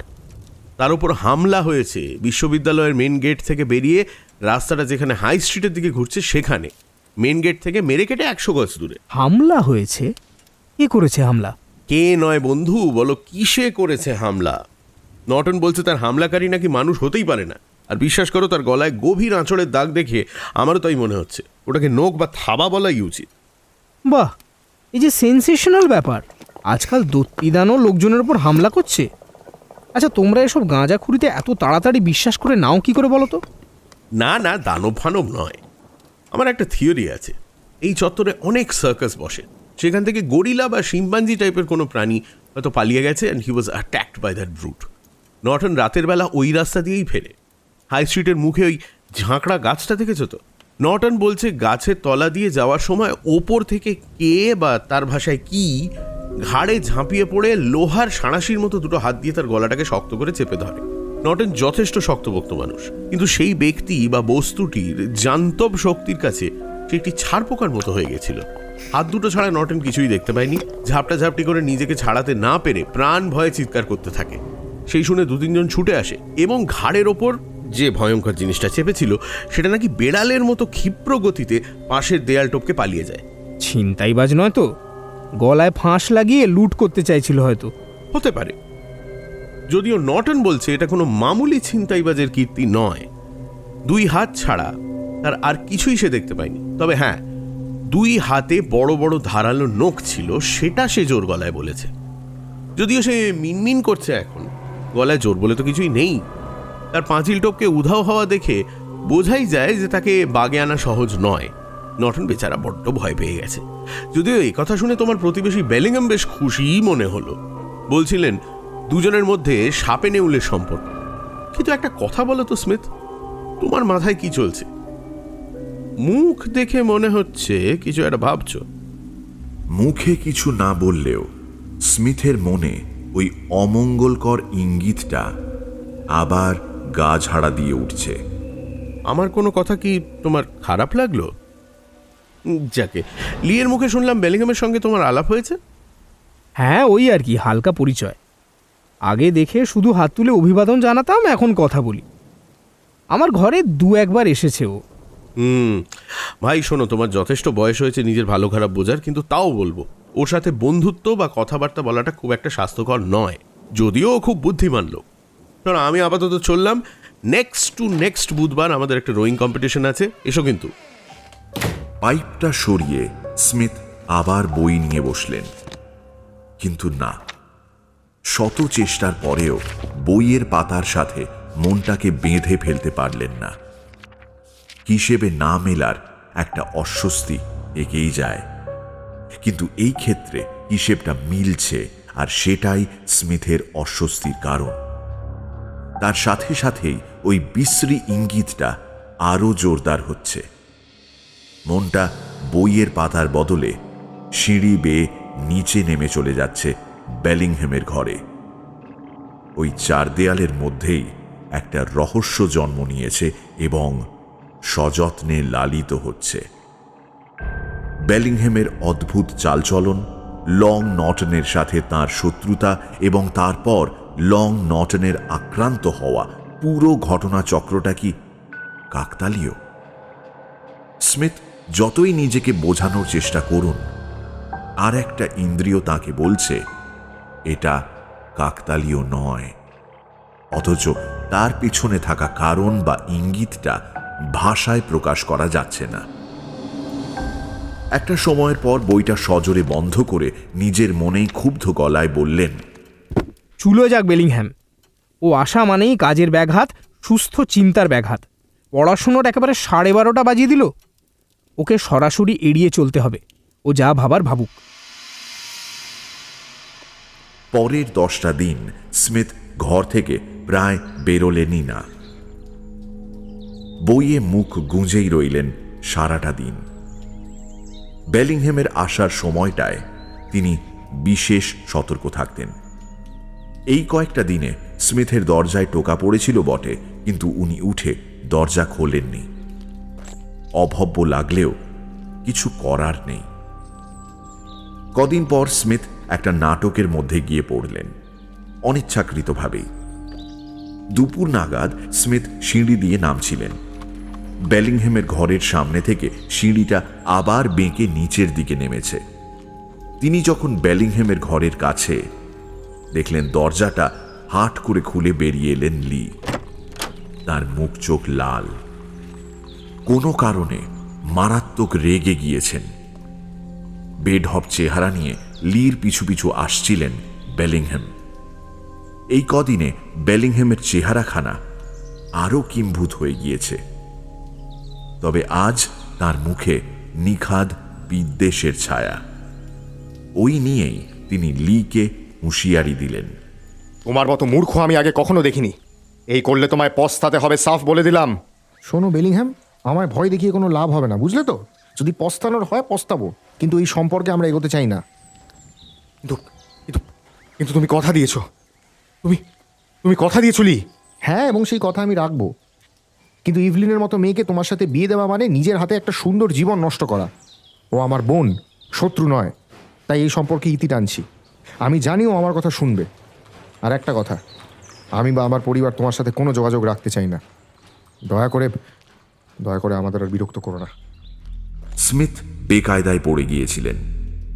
এরকম পারিবারিক ঝগড়াঝাটির মধ্যে পড়ার কোনো অভিপ্রায় তাঁর ছিল না। তাড়াতাড়ি সেখান থেকে বেরিয়ে এলেও বুঝতে পারলেন লি এবং বেলিংহ্যামের মধ্যে কথা কাটাকাটি গুরুতর পর্যায়ে পৌঁছেছে। হঠাৎ কি হলো যে লি তার হবু জামাইবাবুর সঙ্গে সম্পর্ক ছিন্ন করতে চাইছেন? শুধু সম্পর্ক নয়, বোনের বাগদানও ভেঙে দিলেন। একটা কথা মনে পড়ায় স্মিথ নিজের মনে মনে হেসে উঠলেন। হ্যাঁ, যাক, হেস্টির রাগের কারণটা মিটল। কি যেন বলছিল, টোড অ্যান্ড আ ডাভ। যাক, এই কথা ও আর বলতে পারবে না। এই 10 দিনে স্মিথের মনের যে খচখচানিটা হারিয়ে গিয়েছিল, দুজনের এই ঝগড়া দেখে সেটা আবার মনের মধ্যে আড়মোড়া ভাঙতে শুরু করল। সম্পর্ক ছিন্ন হওয়ার নানান কারণ থাকতে পারে, স্মিথ তা জানতেও চান না। কিন্তু বেলিংহ্যাম একটা গোপন কথার উল্লেখ করলেন। কি গোপন ব্যাপার? স্মিথের স্থির বিশ্বাস এইটা কোনো পারিবারিক ঘটনা নয়। তাছাড়া ঝগড়ার সময় বেলিংহ্যামের ওই মুখের কথাও কি ভোলা যায়? বেঢপ মুখের খাঁজে খাঁজে খেলে বেড়াচ্ছিল আক্রোশ। পারলে লিকে ছিঁড়ে খুঁড়ে দেয়। এসব ভাবতে ভাবতেই স্মিথ নদীর ধারে এসে দাঁড়ালেন। আজ হেস্টি আর মালিন্সের মধ্যে রোয়িং ম্যাচ। ভালোই ভিড় জমেছে। আজকে দিনটা চমৎকার। চারপাশে ঝকঝক করছে রোদ, রাস্তার ধারে গাছের স্নিগ্ধ ছায়া। নদীটা সবুজ মখমলের মতো মাঠের পাশ দিয়ে বয়ে গিয়েছে। সেখানেও লোকের মেলা। ছাত্র, অধ্যাপক সকলেই রয়েছেন। স্মিথ একসময় রোয়িং করতেন, বিভিন্ন প্রতিযোগিতায় নামতেন। কিন্তু আজ তিনি শুধুই দর্শক। একদিকের দর্শকদের গুঞ্জন শুনে বুঝলেন রেস শুরু হয়ে গিয়েছে। দর্শকরা দুজনকেই গলা ফাটিয়ে চিৎকার করে উৎসাহ দিচ্ছেন। স্মিথ দেখলেন হেস্টি নিজের প্রতিদ্বন্দ্বীকে অনায়াসে পিছনে ফেলে এগিয়ে যাচ্ছেন। খানিক পরে দুজনের মধ্যে ব্যবধান অনেকটাই বেড়ে গেল।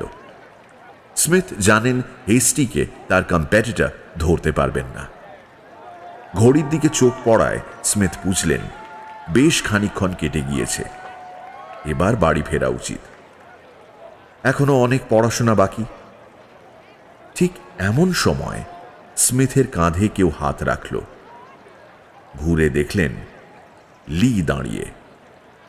শুকনো ঠোঁট চেটে লি বললেন, তোমায় ওখানে দেখলাম আজ দুপুরে। কয়েকটা কথা বলতে চাই। আধ ঘন্টা মতো সময় হবে কি? তাহলে এখানকার একটা কটেজে তোমায় নিয়ে যেতাম। আমি হ্যারিংটন বলে একজনের সাথে সেটা শেয়ার করি। শেয়ার করো মানে? তোমার পুরনো চেম্বার? বলছি তোমায়, আমার নতুন বাসায় চা খেতে খেতে বলবো, চলো। স্মিথের মনে হলো ওর মনের ওপর যেন একটা ভারী পাথর বসে আছে। লিয়ের প্রস্তাবটা তাই ফেরাতে পারলেন না। বললেন, ঠিক আছে, চলো। তবে আমার হাতে বিশেষ সময় নেই। রাজ্যের পড়াশোনা বাকি। আজ হেস্টির রেস আছে বলে এখানে এলাম। হেস্টি জিতে যাবে, ওর টেকনিক দুর্দান্ত। মালিন্সের সাধ্য নেই ওকে ধরার। চলো এগোনো যাক, আমার কটেজ খুবই কাছে, জায়গাটা বেশ, চলো। লি বাড়িয়ে বলেননি। ছড়ানো বাগান, বারান্দা আর সবুজ দরজা জানালা নিয়ে চৌকো বাড়িটা একদম ছবির মতো। লিয়ের স্টাডি রুমটা আগের মতোই রয়েছে। একটা টেবিল, কয়েকটা রংহীন তাকে ঠাসা বই। স্পিরিট স্টোভে চায়ের কেটেল বসিয়ে সিগারেটের ডিবেটা স্মিথের দিকে এগিয়ে দিলেন। কাপে চা ঢেলে স্মিথের হাতে দিয়ে বললেন, জানি তুমি খুব ব্যস্ত রয়েছো, তোমায় কয়েকটা কথা বলার জন্যই এখানে নিয়ে এলাম। আমি কেন বাড়ি ছাড়লাম, এখানে চলে এলাম, সে নিয়ে ভেঙে বলতে গেলে অনেক কথা হয়ে যাবে। শুধু এইটুকু বলি, আমি তোমার জায়গায় থাকলে এক্ষুনি ঘর পাল্টে ফেলতাম। স্মিথ সিগারেটটা ধরাতে যাচ্ছিলেন, কিন্তু লিয়ের এই কথাটা শুনে থমকে গেলেন। ঠোঁটের ফাঁকে সিগারেট ধরে রেখেই প্রশ্ন করলেন, পাল্টে ফেলতাম? ইয়েস, কারণ বেলিংহ্যামের কাছাকাছি থাকাটা নিরাপদ নয় বলেই আমি মনে করি। আমি ভাবছি এখানেই থাকবো, কদিন আর অমুখ হচ্ছি না। নিরাপদ নয়? তোমার হেয়ালি আমি ধরতে পারছি না। দেখো স্মিথ, ব্যাপারটা আমি খুলে বলতে পারবো না, কিন্তু আমার কথা শোনো প্লিজ। ঘর পাল্টে ফেলো। আজ বেলিংহ্যামের সাথে খুব একচোট হয়েছে। আমি দেখেছি তুমি তখন সিঁড়ি দিয়ে নামছিলে। হ্যাঁ, দেখলাম। তোমাদের মধ্যে উত্তপ্ত কথাবার্তা চলছিল। ও একটা জঘন্য লোক। This word suits him best. মনে আছে ও এক রাতে অজ্ঞান হয়ে গিয়েছিল? হ্যাঁ, সে মনে থাকবে না? আমরা দুজনে গিয়ে তো ওর জ্ঞান ফেরালাম। সেদিন থেকেই ওর ওপর আমার সন্দেহ বেড়েছে। সেই ব্যাপারগুলো নিয়ে ওকে সরাসরি প্রশ্ন করেছিলাম। ও যা বলল তাতে আমার বোবা হওয়ার জোগাড়। দেখো স্মিথ, আমায় প্রাচীনপন্থী ভেবো না, কিন্তু আমি ধর্মপ্রাণ পরিবারের ছেলে। আমি বিশ্বাস করি মানুষের জ্ঞানের পরিধির বাইরেও অনেক কিছু থাকে, সেগুলো নাড়াঘাটা না করাটাই উচিত কাজ। ঈশ্বরকে ধন্যবাদ, আমি জানতে পেরেছি। এখন জানতে না পারলে খুব দেরি হয়ে যেত। আমার বোনের সাথে ওর বিয়ে হওয়ার কথা ছিল। বাবা, ভাবলেই গায়ের রক্ত জল হয়ে যাচ্ছে। লি, আমার মনে হচ্ছে তুমি আমায় মূল বিষয়টা বলছো না, আশপাশ দিয়ে বেরিয়ে যাচ্ছ। আমি তোমায় সাবধান করে দিতে চাইছি স্মিথ, আর কিচ্ছু নয়। কিন্তু কিসের থেকে সাবধান করে দিচ্ছ সেটা না বললে আমি নিজেকে সামলাবো কিভাবে? তোমার যদি মনে হয় এই সাবধানবাণী জীবন মরণের ব্যাপার, তাহলে বেলিংহ্যামকে দেওয়া কথার কোনো মূল্যই থাকে না, কারণ জীবনের দাম অনেক বেশি। আমি যদি আজ দেখি আমার পরিচিত কেউ ডাইনামাইট হাতে একটা বাড়ি উড়িয়ে দিতে যাচ্ছে, তাহলে তাকে দেওয়া প্রতিশ্রুতির কোনো মূল্যই থাকে না। তাকে আটকানোর জন্য সমস্ত কথা আমায় খুলে বলতে হবে। সবই বুঝছি, কিন্তু বিশ্বাস করো আমি কোনোভাবেই বেলিংহ্যামকে আটকাতে পারবো না। আর তোমায় শুধু সাবধান করা ছাড়া আমার কাছে উপায়ও নেই, ট্রাস্ট মি। এবার স্মিথ ভারী বিরক্ত হলেন। লোকটা কি ছেলে মানুষই করছে? যখন ভেঙে বলবেই না, তখন এত ভূমিকা করার কি আছে? এবার আর মনের তেতোভাবটা চেপে রাখতে পারলেন না। লি, তোমার কথা আমার মাথায় ঢুকছে না। তুমি একদিকে বলছো বেলিংহ্যামের থেকে সাবধানে থাকতে, ওর কাছে থাকলে নাকি বিপদ ঘটবে, এত বড় বিপদ যে আমায় ঘর পাল্টাতে পর্যন্ত বলছো। কিন্তু বেলিংহ্যামকে এত ভয় পাওয়ার কি আছে? ওর কাছে কি এমন আছে যেটা এত ভয়ঙ্কর? লি মাথা নিচু করে বসে রইলেন। স্মিথ ভেবেছিলেন কথাবার্তা বললে ওর মনের ভারটা নেমে যাবে, কিন্তু এখানে হয়েছে ঠিক উল্টো। লি একেবারে নুইয়ে পড়েছেন। বহু কষ্টে তিনি বললেন, আমি তোমাকে বলতে পারবো না স্মিথ। আমি শুধু তোমাকে ঘর বদলানোর অনুরোধ করতে পারি। আমি বলছি না যে বেলিংহ্যাম তোমার কোনো অনিষ্ট করতে চায়, কিন্তু কিন্তু এরকম প্রতিবেশীর সঙ্গে থাকাই বিপজ্জনক। কখন কি হয় কেউ ধরতে পারবে না। আচ্ছা লি, তোমায় যদি আমি বলি যে আমি এই বিষয়টা কিছুটা জানি, একেবারে অজ্ঞ নই। ধরো, আমি যদি তোমায় বলি বেলিংহ্যাম একা থাকে না, ওই ঘরে আরেকজন। স্মিথের কথাটা শেষ করতে দিলেন না লি। তড়াক করে লাফিয়ে উঠলেন। তুমি জানো শয়তানটা কি মারাত্মক ফোন দিয়ে এঁটেছে? না জানলেও আন্দাজ করতে পারি ওর ঘরে একজন মহিলা আছেন, বা বলা ভালো লুকিয়ে আছেন, তাই তো? বেলিংহ্যাম কাউকে সেই কথা জানতে দেয়নি। স্মিথের জবাব শুনে লি ঝিমিয়ে পড়লেন। চেয়ারে আবার ধপ করে বসে পড়লেন। আমি এর বাইরে তোমাকে কিচ্ছু বলতে পারবো না। দুঃখিত স্মিথ, আমায় ক্ষমা করে দিও। খানিকক্ষণ সব চুপচাপ। স্মিথের খেয়াল হলো বেশ খানিকটা সময় গড়িয়ে গিয়েছে। ওই ঘরটা আমার খুব পছন্দের, তাই ওখান থেকে আমায় ভয় দেখিয়ে কেউ সরাতে পারবে না। ওই ঘরে আমার জিনিসপত্র, বই খাতা সব রয়েছে। বেলিংহ্যামের কোনো কাজে আমার ক্ষতি হতে পারে, শুধু এই ধারণার বশবর্তী হয়ে ওখান থেকে বেরোনোটা নেহাতি বোকামি হবে। উপরন্তু তুমি পরিষ্কার করে কিছুই বলছো না আমায়। 5টা বাজে, আমায় এবার উঠতে হবে।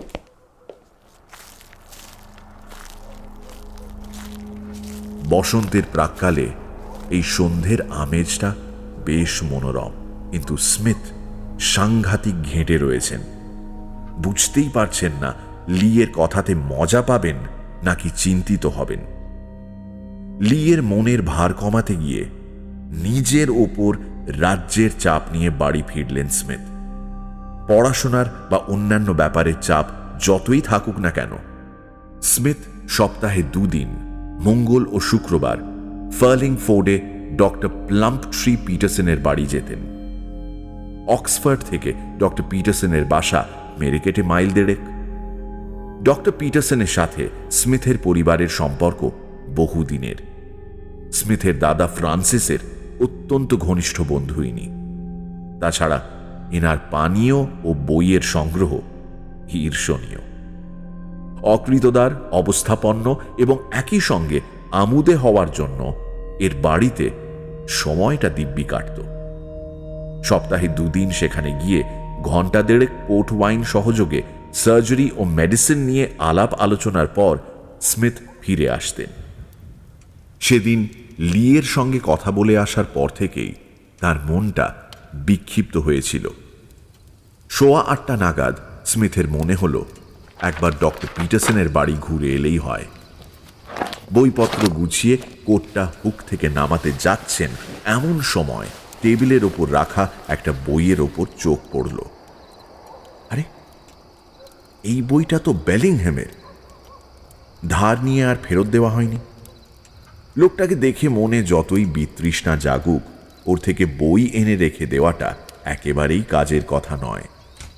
বইটা হাতে নিয়ে স্মিথ দরজা বন্ধ করে বেরিয়ে এলেন। নিচে নেমে বেলিংহ্যামের দরজায় কয়েকটা টোকা দিলেন। কোনো উত্তর নেই। আবার দরজায় টোকা দিলেন। এবারও কোনো উত্তর নেই। কি মনে হওয়ায় দরজার হ্যান্ডেলটা ঘুরিয়ে মৃদু চাপ দিতেই দেখলেন সেটা খোলা। স্মিথ মনে মনে ভাবলেন, যাক বাবা, বেঁচে গেছি। বেলিংহ্যাম ঘরে থাকলেই এক্ষুনি প্রশ্নের তুবড়ি ছুটিয়ে দিত। কি করছি, কোথায় যাচ্ছি, অত প্রশ্নের জবাব দেওয়া যায় নাকি? অতি সন্তর্পণে ঘরে ঢুকে বইটা টেবিলের ওপর রেখে তার মধ্যে একটা কার্ড গুঁজে দিলেন স্মিথ। ঘরের বাতিটা নিভু নিভু হয়ে জ্বলছে, তবুও চারপাশটা মোটামুটি দেখা যায়। সেই বিভিন্ন পশু পাখির মাথাওয়ালা সারি সারি দেবদেবী, সিলিং থেকে ঝোলা সেই বিশাল কুমিরের দেহ, টেবিলের ওপর আগের মতোই শুকনো পাতা ছড়ানো। ঘরের একপাশের দেয়ালে মামির কেসটা হেলান দিয়ে রাখা আছে, কিন্তু সেটা এই মুহূর্তে ফাঁকা। ঘরে দ্বিতীয় কোনো মানুষ, মানে স্মিথের সন্দেহ অনুযায়ী সেই মহিলা, তার টিকিটিরও খোঁজ নেই। স্মিথের এবার সামান্য অনুশোচনা হলো। বেকার একজনকে সন্দেহ করছিলাম। কোনো মহিলাকে এনে নিচে চেম্বারে লুকিয়ে রাখলে বেলিংহ্যাম নিঃসন্দেহে দরজাটা বন্ধ করে যেত, কারণ ও জানে ধরা পড়লে কর্তৃপক্ষ ওর মুণ্ডুপাত করবে। বইটা রেখে ঘর থেকে বেরিয়ে এলেন। এবার গন্তব্য ডক্টর পিটারসনের বাড়ি। স্মিথ সিঁড়ি দিয়ে নামছিলেন। প্যাঁচালো সিঁড়ি এখানটায় বেশ প্রশস্ত। স্মিথ একটা বাঁক ঘুরতে যাবেন, হঠাৎ মনে হলো তাকে স্পর্শ করেই কি যেন চলে গেল চোখের পাতা ফেলারও আগে। স্মিথ আচমকা দাঁড়িয়ে পড়লেন। কি হলো ব্যাপারটা? কে গেল এখান দিয়ে? স্পষ্ট বোঝা যাচ্ছে কেউ একটা গিয়েছে, অথচ পলক ফেলার আগেই সে উধাও। এইটা কি করে হতে পারে? স্মিথ বুঝলেন গায়ের লোম খাড়া হয়ে উঠেছে। কিছু একটা ঘটেছে। স্মিথ নিজেকে সাহস দেওয়ার জন্যই গলা তুলে বললেন, স্টাইলস, তুমি ওখানে নাকি? স্টাইলস? না, কোনো জবাব এলো না। স্মিথের মনে হচ্ছিল তিনি একটা মৃদু শব্দও শুনেছেন, তবে সেটা বাইরে হাওয়ার ঠেলায় আইভিলতার সরসরানিও হতে পারে।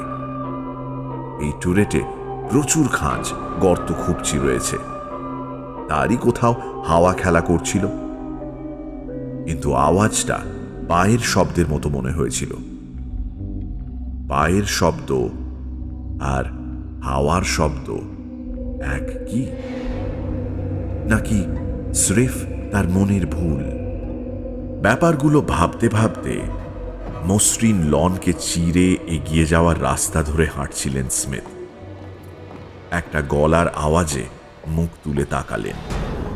স্মিথ নাকি? আরে হেস্টি, কি ব্যাপার, এত তাড়া কিসের? বাপ রে, ঘেমে নে তো একেবারে দফারফা হয়ে গেছে তোমার। আরে ওসব কথা ছাড়ো, এখন শিগগিরই আমার সঙ্গে চলো। লি জলে ডুবে মরতে বসেছিল, অনেক কষ্টে ওকে উদ্ধার করা হয়েছে। ওর সঙ্গে যে ছেলেটা থাকে, ওই হ্যারিংটন, সে এসে আমায় খবর দিয়েছে। তোমার কাছে ব্র্যান্ডি আছে? থাকলে এক্ষুনি নিয়ে এসো। বেচারা লির অবস্থা শোচনীয়, তবে এই যাত্রা বেঁচে যেতে পারে। দাঁড়াও দাঁড়াও, আমার ঘরে একটা ব্র্যান্ডির ফ্লাস্ক রয়েছে, এক্ষুনি নিয়ে আসছি। স্মিথ অন্ধকারের মধ্যেই ছুট দিলেন ঘরের দিকে। একেবারে 3টে করে সিঁড়ি টপকে ঘর খুলে ব্র্যান্ডির ফ্লাস্ক হাতে নিয়ে কয়েক সেকেন্ডের মধ্যে নিচের রাস্তা ধরলেন। বেলিংহ্যামের ঘরের পাশ দিয়ে যাওয়ার সময় তার চোখ পড়ল ঘরের মধ্যে, আর মনে হলো দম আটকে আসছে। মনে হলো তিনি ছিটকে পড়ে যাবেন। ঘরের দরজাটা স্মিথ বন্ধ করে বেরিয়েছিলেন, কিন্তু এখন সেটা খোলা। কি করে কে জানে? সিঁড়ি থেকেই ভেতরটা দেখা যাচ্ছে। ঘরটা মিনিট খানেক আগে স্মিথ যে অবস্থায় দেখে বেরিয়েছিলেন সেটা সেই অবস্থাতেই আছে, শুধু একটি মাত্র বদল ছাড়া। ফাঁকা মামি কেসটা এখন ভর্তি। যেটা একটু আগেও খাঁ খাঁ করছিল সেটা এখন পরিপূর্ণ। শূন্য জায়গাটা পূরণ করেছে একটা মানুষের আকারের কিছু কিছু, কারণ তাকে মানুষ বলা চলে না। সে 40 শতক আগেই গত হয়েছে। স্মিথ একে চেনে। কুচকুচে কালো মুখ আর কুৎসিত হাঁ হয়ে যাওয়া চোয়াল নিয়ে দাঁড়িয়ে সেই মামিটা। স্মিথ শপথ করে বলতে পারেন যে একটু আগেও সেটা ওই জায়গায় ছিল না। এই দেহ ছেড়ে প্রাণ বহুদিন আগেই চলে গিয়েছে। তাহলেও স্মিথের মনে হলো মামির চোখের ওই গর্তে প্রাণের চিহ্নের মতোই কিছু একটা ঘুরে বেড়াচ্ছে। স্মিথ সম্মোহিতের মতো চোখের ওই ফাঁকা কোটরের দিকে তাকিয়ে দাঁড়িয়েছিলেন। কি হচ্ছে তিনি বুঝতে পারছেন না। এবার হেস্টি অধৈর্য গলায় বলে উঠলেন, স্মিথ, দেরি করলে লিকে বাঁচানো যাবে না, তাড়াতাড়ি করো। স্মিথ টলমল পায়ে নেমে এলেন। হেস্টি বললেন, শোনো, হেঁটে যাওয়ার সময় নেই, দৌড়তে পারবে আশা করি। এখান থেকে দূরত্ব বেশি নয়, 1 মাইলেরও কম। জোরে ছুটলে 5 মিনিটেরও কম সময় পৌঁছে যাব। একজনের প্রাণ বাঁচানোর জন্য এইটুকু তো করাই যায়। স্মিথ মাথা নেড়ে সায় দিলেন।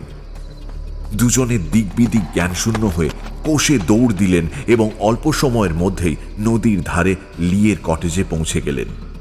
সামনে একটা তোষকে লিকে শোয়ানো হয়েছে। ভিজে চুপসে গিয়েছে তার সরু দেহখানা। মাথার চুলে শ্যাওলার সবুজ ছোপ, ঠোঁটের একপাশে গ্যাঁজলা বেরিয়ে এসেছে। হ্যারিংটন পাগলের মতো ওর হাত পা ঘষে চলেছেন। ঘাড় আর গলায় হাত দিয়ে স্মিথের মুখ উজ্জ্বল হয়ে উঠল। বললেন, বেঁচে আছে, বেঁচে আছে। দাঁড়াও, এক কাজ করি। এসটি, তুমি ওর হাতটা ধরো, আর হ্যারিংটন তুমি আরেকটা হাত। আমি দেখছি কি করা যায়। স্মিথ এবার দুদিকে পা রেখে লিয়ের বুকে চাপ দিতে শুরু করলেন। মিনিট খানেক পর জোরে কেশে মুখ থেকে অনেকখানি জল বের করে উঠে বসলেন লি। ঘরের বাকি 3 জনই আনন্দে চিৎকার করে উঠল। হ্যারিংটন তার গালে নরম হাত রেখে বললেন, উঠে পড়ো লি, আর চিন্তা নেই। তুমি আমাদের ভয় পাইয়ে দিয়েছিলে ভাই। ব্র্যান্ডি খেলে সুস্থ বোধ করবে। এই যে স্মিথের ফ্লাস্ক, চুমুক দাও। তোমরা দুজন ভাবতে পারবে না কি চাপে পড়ে গিয়েছিলাম। হাত পা পেটের মধ্যে ঢুকে গিয়েছিল। আমি এখানে বসে বই পড়ছিলাম, লি বলল নদীর ধার থেকে ঘুরে আসছি। হঠাৎ কানে এলো ওর তীব্র চিৎকার, আর তারপরেই ঝপাস করে জলে পড়ার শব্দ। আমি সঙ্গে সঙ্গে অগ্রপশ্চাৎ না ভেবে জলে ঝাঁপ মারি। ও তখন ডুবতে বসেছে। ওকে টেনে হিঁচড়ে বার করার পর মনে হলো সব শেষ। এখানে আজ একজন ডাক্তারও নেই। তারপর তোমাদের ডাকি। ভাগ্যিস তোমরা ছিলে আজ। আস্তে আস্তে লি, এই যে আমার হাতটা ধরে উঠে বসো।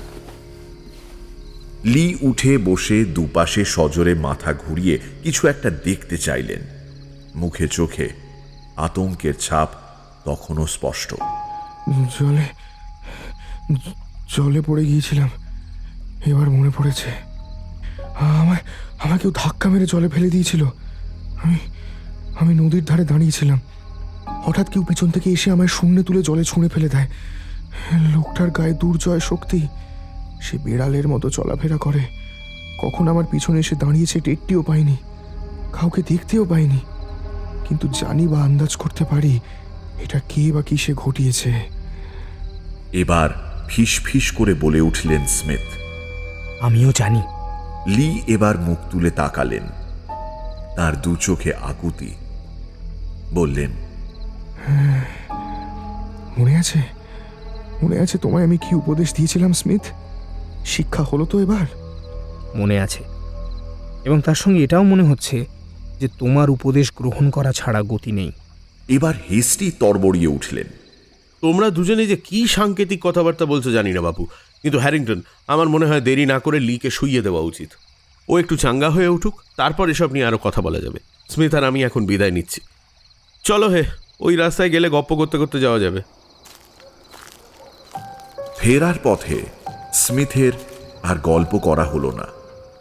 মাথায় আর জায়গা নেই, সেখানে অনেক কিছু ভিড় করে রয়েছে।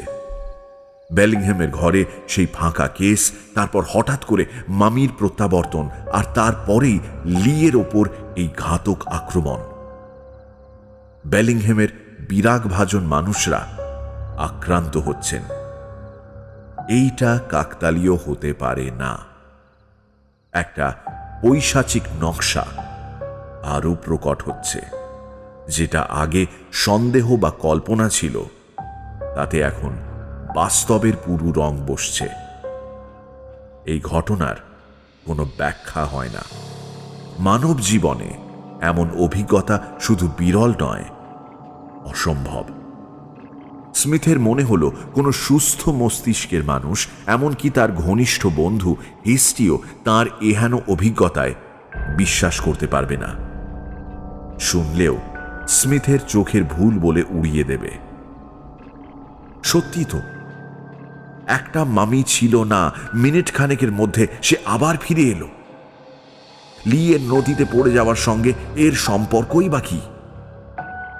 বলবে, ভাই স্মিথ, তোমার শরীরটা বোধহয় ঠিক যাচ্ছে না, একটু ওষুধ বিশুধ খাও। কিন্তু স্মিথ একরকম নিশ্চিত যে বেলিংহ্যামের মধ্যে একটা নির্দয় খুনি লুকিয়ে রয়েছে। মানুষ খুন করার যে অস্ত্র সে বের করেছে, পৃথিবীর অপরাধের ইতিহাসে কোনো অপরাধী তা ব্যবহার করা তো দূর, তার কথা ভাবতেও পারেনি। চৌরাস্তার মোড়ে এসে হেস্টি নিজের ঘরের দিকে পা বাড়ালেন। স্মিথ টুরেটের ঘোরানো সিঁড়িতে পা রাখলেন।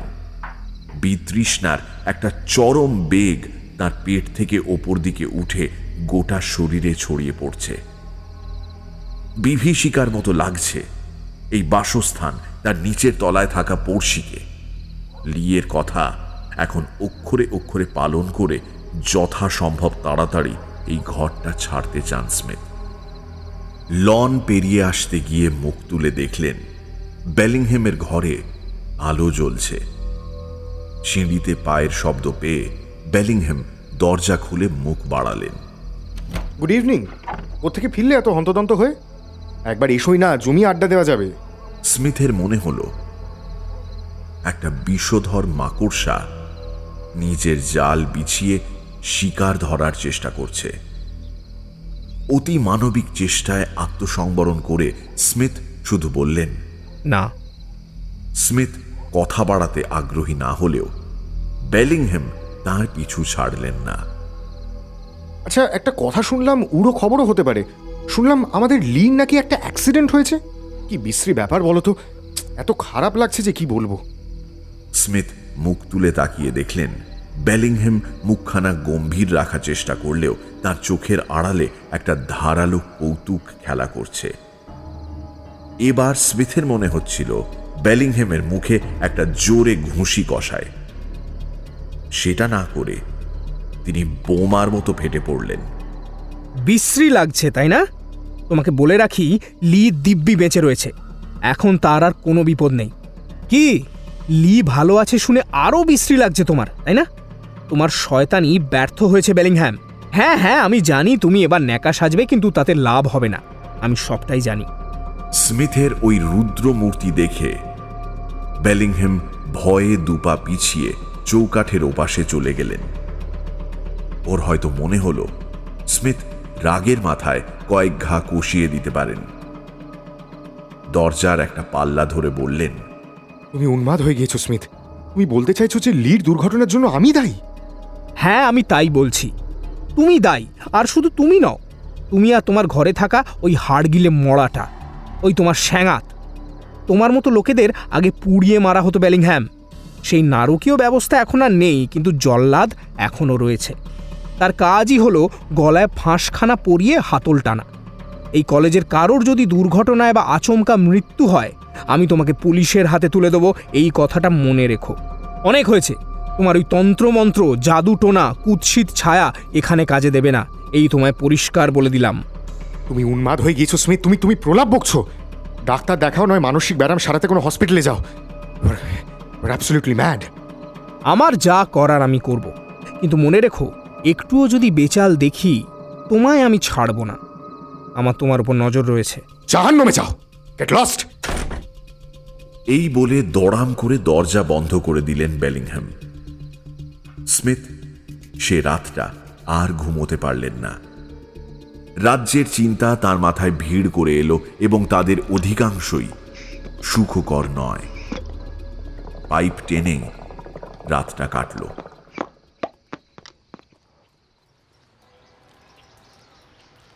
পরদিন সকাল থেকে স্মিথ নিচের তলা থেকে আর কোনো শব্দ পেলেন না। বেলার দিকে একবার হ্যারিংটন এসে জানিয়ে গেলেন যে লি এর শারীরিক অবস্থা এখন একদমই স্বাভাবিক। স্মিথ সারা দিন পড়াশোনা নিয়েই রইলেন, কোথাও বেরোলেন না। এই কদিন প্রচুর সময় নষ্ট হয়েছে। সন্ধ্যের আগে আগে তার মনে হলো একটু ঘুরে আসা যাক। গতকাল ডক্টর পিটারসনের বাড়ি যাওয়ার মুখেই তো ওই দুর্ঘটনার খবর এলো। মনটাও বড্ড ছড়িয়ে রয়েছে, একটু প্রাণ খুলে আড্ডা দিলে ভালো লাগবে। সিঁড়ি দিয়ে নামার সময় দেখলেন বেলিংহ্যামের ঘরের দরজা বন্ধ। লন পেরিয়ে গেটের দিকে যাওয়ার সময় কি মনে হওয়ায় পিছনে ঘুরে স্মিথ দেখলেন ঘরের বারান্দায় বেলিংহ্যামের মুন্ডুখানার অবয়ব দেখা যাচ্ছে। জানালার কাছে মুখ লাগিয়ে বাইরের অন্ধকারে সে কি একটা দেখছে। ওর থেকে যত দূর থাকা যায় ততই মঙ্গল। সন্ধ্যের পর এই জায়গায় মিঠে হাওয়া দেয়। সামনের ইউনিভার্সিটি বিল্ডিংয়ের মস্ত চূড়ো আকাশের ঘোলাটে চাঁদটাকে প্রায় ছুঁয়ে ফেলেছে। স্মিথ দ্রুত পায়ে হাঁটছিলেন। ইউনিভার্সিটিটা আসলে এই শহরের শেষ প্রান্তে অবস্থিত। স্মিথ লোকালয়ের সীমানা ছাড়িয়ে এলেন। এই রাস্তার দুপাশে ঝোপঝাড় রয়েছে। এখানে বাড়িঘর বা লোকজন নেই বললেই চলে। এই রাস্তায় কিছু দূর যাওয়ার পরই পিটারসনের বাড়ি। খানিক পর তিনি অ্যাভিনিউ গেটের সামনে এসে দাঁড়ালেন। এই গেটের রাস্তাটা ধরে সোজা ফার্লিংফোর্ডের দিকে যাওয়া যাবে। লোহার গেটটা খুলে ভেতরে ঢুকলেন স্মিথ। গাছপালার ফাঁক দিয়ে সামনের বাড়ির জানলা দিয়ে মিটমিটে আলো এসে পড়েছে। স্মিথের একটু অস্বস্তি হচ্ছিল। এবার বুঝতে পারলেন তার কারণটা কি। একটা শব্দ পাচ্ছিলেন বেশ কয়েক মিনিট ধরে। এবার সেটা আরো স্পষ্ট হলো। কেমন একটা খচমচে শব্দ, শুকনো পাতা ভাঙার মতো। স্মিথ ঘুরে তাকালেন রাস্তাটার দিকে। তাকিয়ে রইলেন, কারণ তখন তার সমস্ত ক্ষমতা লোপ পেয়েছে। দুঃস্বপ্নের মধ্যে পড়ে মানুষ যেমন থ মেরে যায়, ঠিক তেমনই এইটা দুঃস্বপ্ন ছাড়া আর কিছুই না। জিনিসটা প্রাণীর মতোই চলে ফিরে বেড়াচ্ছে, চলার রকম সকমও হাড় হিম করা। শিকারী সাপদের মতো হুমড়ি খেয়ে লাফ মারছে সে, একটা পা এগিয়ে রেখে পরের পাটা কাঠের টুকরোর মতো টেনে আনছে সামনে।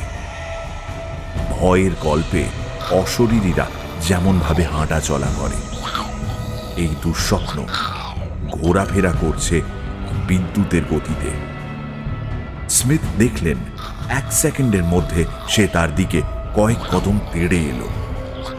অন্ধকারে সরাসরি বোঝা না গেলেও স্মিথ দেখলেন একটা লিকলিকে চেহারার উপর কেউ একটা মাথা সেঁটে দিয়েছে।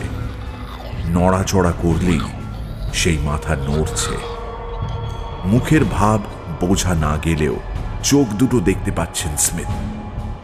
না, সে দুটো চোখ নয়, হতেই পারে না। ওই দুটো জ্বলন্ত কয়লার টুকরো। সেই দুঃস্বপ্নের মতো বস্তুটা এবার স্মিথের প্রায় সামনে। আরেকটু এগিয়ে এসে হাত বাড়ালেই স্মিথের গলাটা তার হাতের নাগালে চলে আসবে। সেটা সে বুঝতে পেরেই হাত দুটো তুলল, আর একটা মরিয়া ভাব যেন স্মিথের কানে কানে বলে দিয়ে গেল, এবার দৌড় দাও, না হলে মারা পড়বে। সামনের বাড়িগুলোতে আলো জ্বলছে, সেখানে লোক আছে, এখনো সময় আছে। স্মিথ নিজের শরীরটা চাবুকের মতো ঘোরালেন, দেখলেন তার পা গতি নিয়ে নিয়েছে। অ্যাথলিট হিসেবে তার সুনামই ছিল, এতদিন দৌড়েছেন প্রাইজ জেতার জন্য। আজ আসল প্রতিযোগিতা, বাঁচলে জীবনের প্রাইজ পাবেন। স্মিথ গেটটা টেনে দিয়েছিলেন, এবার শুনলেন সেটা কেউ এক মোক্ষম ধাক্কায় খুলে দিল। যে তাকে তাড়া করে আসছে এটা তারই কাজ। ওই এক ধাক্কা থেকেই বোঝা যায় তার গায়ের পাশবিক শক্তি। একবার পিছনে ঘুরে দেখলেন দুটো শুকনো হাত, শুকনো পুড়ে যাওয়া ডালের মতো হাত এগিয়ে আসছে। এবার তাদের লক্ষ্য স্মিথের ঘাড়। প্রাণের ভয়ও একটা আশার আলো জ্বালায়। মৃত্যু সামনে, কিন্তু তবুও স্মিথের মনে হলো, ওই তো সামনের দরজাটা একটু ফাঁক রয়েছে, ওই তো আলো এসে পড়েছে, আর কয়েক কদম এগোলেই সেটা নাগাল পাবো। স্মিথ দৌড়তে দৌড়তেই একটা মাঝারি লাফ মেরে ঘরে ঢুকে পড়ে দরজাটা সর্বশক্তি দিয়ে বন্ধ করে দিলেন। মনে হচ্ছে হৃৎপিণ্ডটা ছিটকে বেরিয়ে আসবে শরীর থেকে। স্মিথ টলতে টলতে একটা আর্ম চেয়ারে বসে পড়লেন। শব্দ পেয়ে পিটারসন নিজের স্টাডি থেকে বেরিয়ে এলেন। স্মিথকে ওই অবস্থায় দেখে ঘাবড়ে গেলেন তিনি। এ কি স্মিথ, কি হয়েছে? কি হয়েছে তোমার? এভাবে হাঁপাচ্ছ কেন? তোমার মুখ চোখ বসে গেছে কেন? কি হয়েছে বলো? আমায় একটু ব্র্যান্ডি দিতে পারবে? দাঁড়াও, এক্ষুনি নিয়ে আসছি। নিমেষের মধ্যে বোতল আর গ্লাস নিয়ে হাজির হলেন পিটারসন। তোমায় দেখেই বুঝতে পারছি ব্র্যান্ডি ছাড়া তোমার হবে না। তুমি জানো তোমার মুখটা রক্তশূন্য হয়ে গেছে। কয়েক পেয়ালা ব্র্যান্ডি খেয়ে ধাতস্থ হলেন স্মিথ। পিটারসনের হাত দুটো ধরে অনুনয়ের সুরে বললেন, ধন্যবাদ তোমায়, এখন অনেকটা ভালো বোধ করছি। এরকম অভিজ্ঞতা আগে কখনো হয়নি। তোমার কাছে একটা অনুরোধ, দয়া করে আজকের রাতটা এখানে কাটানোর অনুমতি আমায় দাও। দিনের আলো না ফুটলে আমি ওই রাস্তা ধরে ঘরে ফিরতে পারবো না, প্লিজ। আরে এটা আবার আলাদা করে বলার কি আছে? আমি এখনই মিসেস বার্নিকে বলছি ব্যবস্থা করতে। তার আগে এসো তো আমার সাথে। কোথায় যাব? তোমার দোতলায়, দরজার উপরে জানলা দিয়ে সামনেটা পুরো দেখা যায়। আমি যা দেখেছি সেটা তোমাকেও দেখাতে চাই। স্মিথ আর পিটারসন তাড়াতাড়ি ওপরে উঠে হল ঘরের সেই জানালাটার সামনে এসে দাঁড়ালেন। কই দেখি কোথায় কি আছে। দুজনে জানালা দিয়ে বাইরে তাকালেন, কিন্তু চারপাশ একেবারে খাঁ খাঁ করছে। পিটারসন হালকা ঠাট্টার সুরে বললেন, স্মিথ, তুমি না সত্যি আজকাল কল্পনার গরু গাছে চড়িয়ে দিচ্ছ দেখছি। আশ্চর্য ব্যাপার, যে এতক্ষণ শিকারী নেকড়ের মতো তাকে ধাওয়া করে আসছিল, সে হাওয়ায় মিলিয়ে গেল নাকি? মেঘের সঙ্গে লুকোচুরি খেলা থামিয়ে চাঁদ এখন এক জায়গায় দাঁড়িয়ে। চাঁদের আলোয় চারপাশ ঝকঝক করছে। হয়তো এই ব্যাপারটা দেখে সেও হতবাক হয়ে গিয়েছে। স্মিথ বাইরে তাকালেন। এদিক ওদিক তাকিয়ে কিছু পেলেন না। হঠাৎ দূরে চোখ ফেলতেই তার বুকটা কেঁপে উঠল। আঙুল তুলে বললেন, ওই যে রাস্তার বাঁক যেখানটায়, দেখতে পাচ্ছ? আরে আরে স্মিথ, কি করছো? আমার হাতটাই তো উপড়ে ফেলবে এবার তুমি। আরে বাবা, দেখেছি কেউ একটা হেঁটে গেল বাঁকের মুখে। লোকটা খুব রোগা আর বেশ লম্বা, কিন্তু তাতে কি? বাপ রে বাপ, তুমি তো দেখছি এখনো থরথরিয়ে কাঁপছো। আজ আমি মূর্তিমান মৃত্যুদূতের হাত থেকে বেঁচে ফিরেছি। চিন্তা নেই, ঠিক হয়ে যাব। তোমাকেও সব খুলে বলা দরকার। চলো নিচে যাওয়া যাক। ল্যাম্পের উজ্জ্বল আলোয় ওয়াইন সহযোগে পুরো ঘটনাচক্রের বিস্তারিত বর্ণনা দিলেন স্মিথ। একদম রাত্রিবেলায় মামির কেসের সামনে বেলিংহ্যামের অজ্ঞান হওয়া থেকে শুরু করে লং নটন আর লি এর ওপর হামলা হয়ে আজকের এই মারাত্মক ঘটনা। ডক্টর পিটারসনের কাছে এই ব্যাপারটা অকল্পনীয় ছিল। নিজের সবচেয়ে রংদার কল্পনা শক্তির প্রয়োগ করেও এমন কিছু ভাবতে পারতেন না। ব্যাপারটার পৈশাচিক মাত্রা যে লাগাম ছাড়া, সেটা বুঝতেই পারছ। শুনতে অবিশ্বাস্য হলেও পুরো ব্যাপারটা সত্যি। এইরকম ঘটনা কোশ্মিনকালেও শুনিনি। তুমি তো আমায় সব তথ্যই দিয়েছো, কিন্তু এসব দেখে বা এরকম অভিজ্ঞতা যোগ করে তুমি কোন সিদ্ধান্তে পৌঁছেছো? কারণ ব্যাপারটা নিয়ে তুমি যে অনেক ভাবনা চিন্তা করেছো সেটা বোঝাই যাচ্ছে।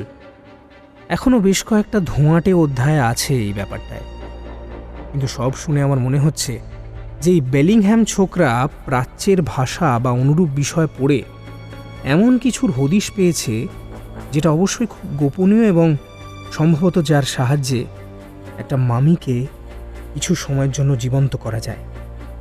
এই বিদ্যা অতি বিপজ্জনক এবং একে আয়ত্ত করা সহজ নয়, কিন্তু বেলিংহ্যাম করতে পেরেছে। প্রথমবার ব্যবহার করে ও তার ফলাফল দেখে ভয় পেয়ে অজ্ঞান হয়ে যায়। মানে যে রাতে বেলিংহ্যামের ঘরে গিয়ে ওর জ্ঞান ফেরায়, ওই রাত। কারণ একটা হাজার হাজার বছরের পুরনো মৃতদেহ চোখের সামনে নড়াচড়া করতে শুরু করলে নার্ভ ধরে রাখা মুশকিল। হয়তো ও জানতো এমনটাই হতে চলেছে, কিন্তু ভাবা আর চোখের সামনে দেখতে পাওয়ার মধ্যে প্রচুর ফারাক। অবশ্য যত দিন এগিয়েছে এই মামির প্রাণ প্রতিষ্ঠার সাথে বেলিংহ্যাম অভ্যস্ত হয়ে পড়েছে, তাই ভয়টাও কমেছে। এইটুকু বলতে পারি যে মামির মধ্যে প্রাণ বেশিক্ষণ স্থায়ী হয় না, তবে এর একটা বেশ জটিল প্রক্রিয়া রয়েছে। সেটা হয়ে যাওয়ার পর এই মামি তার আজ্ঞাবহ দাসের ভূমিকা পালন করে। তবে যখনই প্রাণ ফিরে পাক না কেন, তার ভয়ানক গায়ের জোর আর শানিত বুদ্ধি অটুট থাকে। আমি আর বেলিংহ্যাম আত্মীয়তার বাঁধনে পড়তে যাচ্ছিলাম। লিয়ের মতো ছেলে হয় না, সে হয়তো কোনোভাবে বেলিংহ্যামের এই পিশাচ সহযোগীর কথা জানতে পারে। লি ধর্মপ্রাণ বাড়ির ছেলে, তাই জানা মাত্র বেলিংহ্যামের সঙ্গে সমস্ত সম্পর্ক ছিন্ন করে। নিজের বোনের সাথে বিয়ের কথাও ভেঙে দেয়।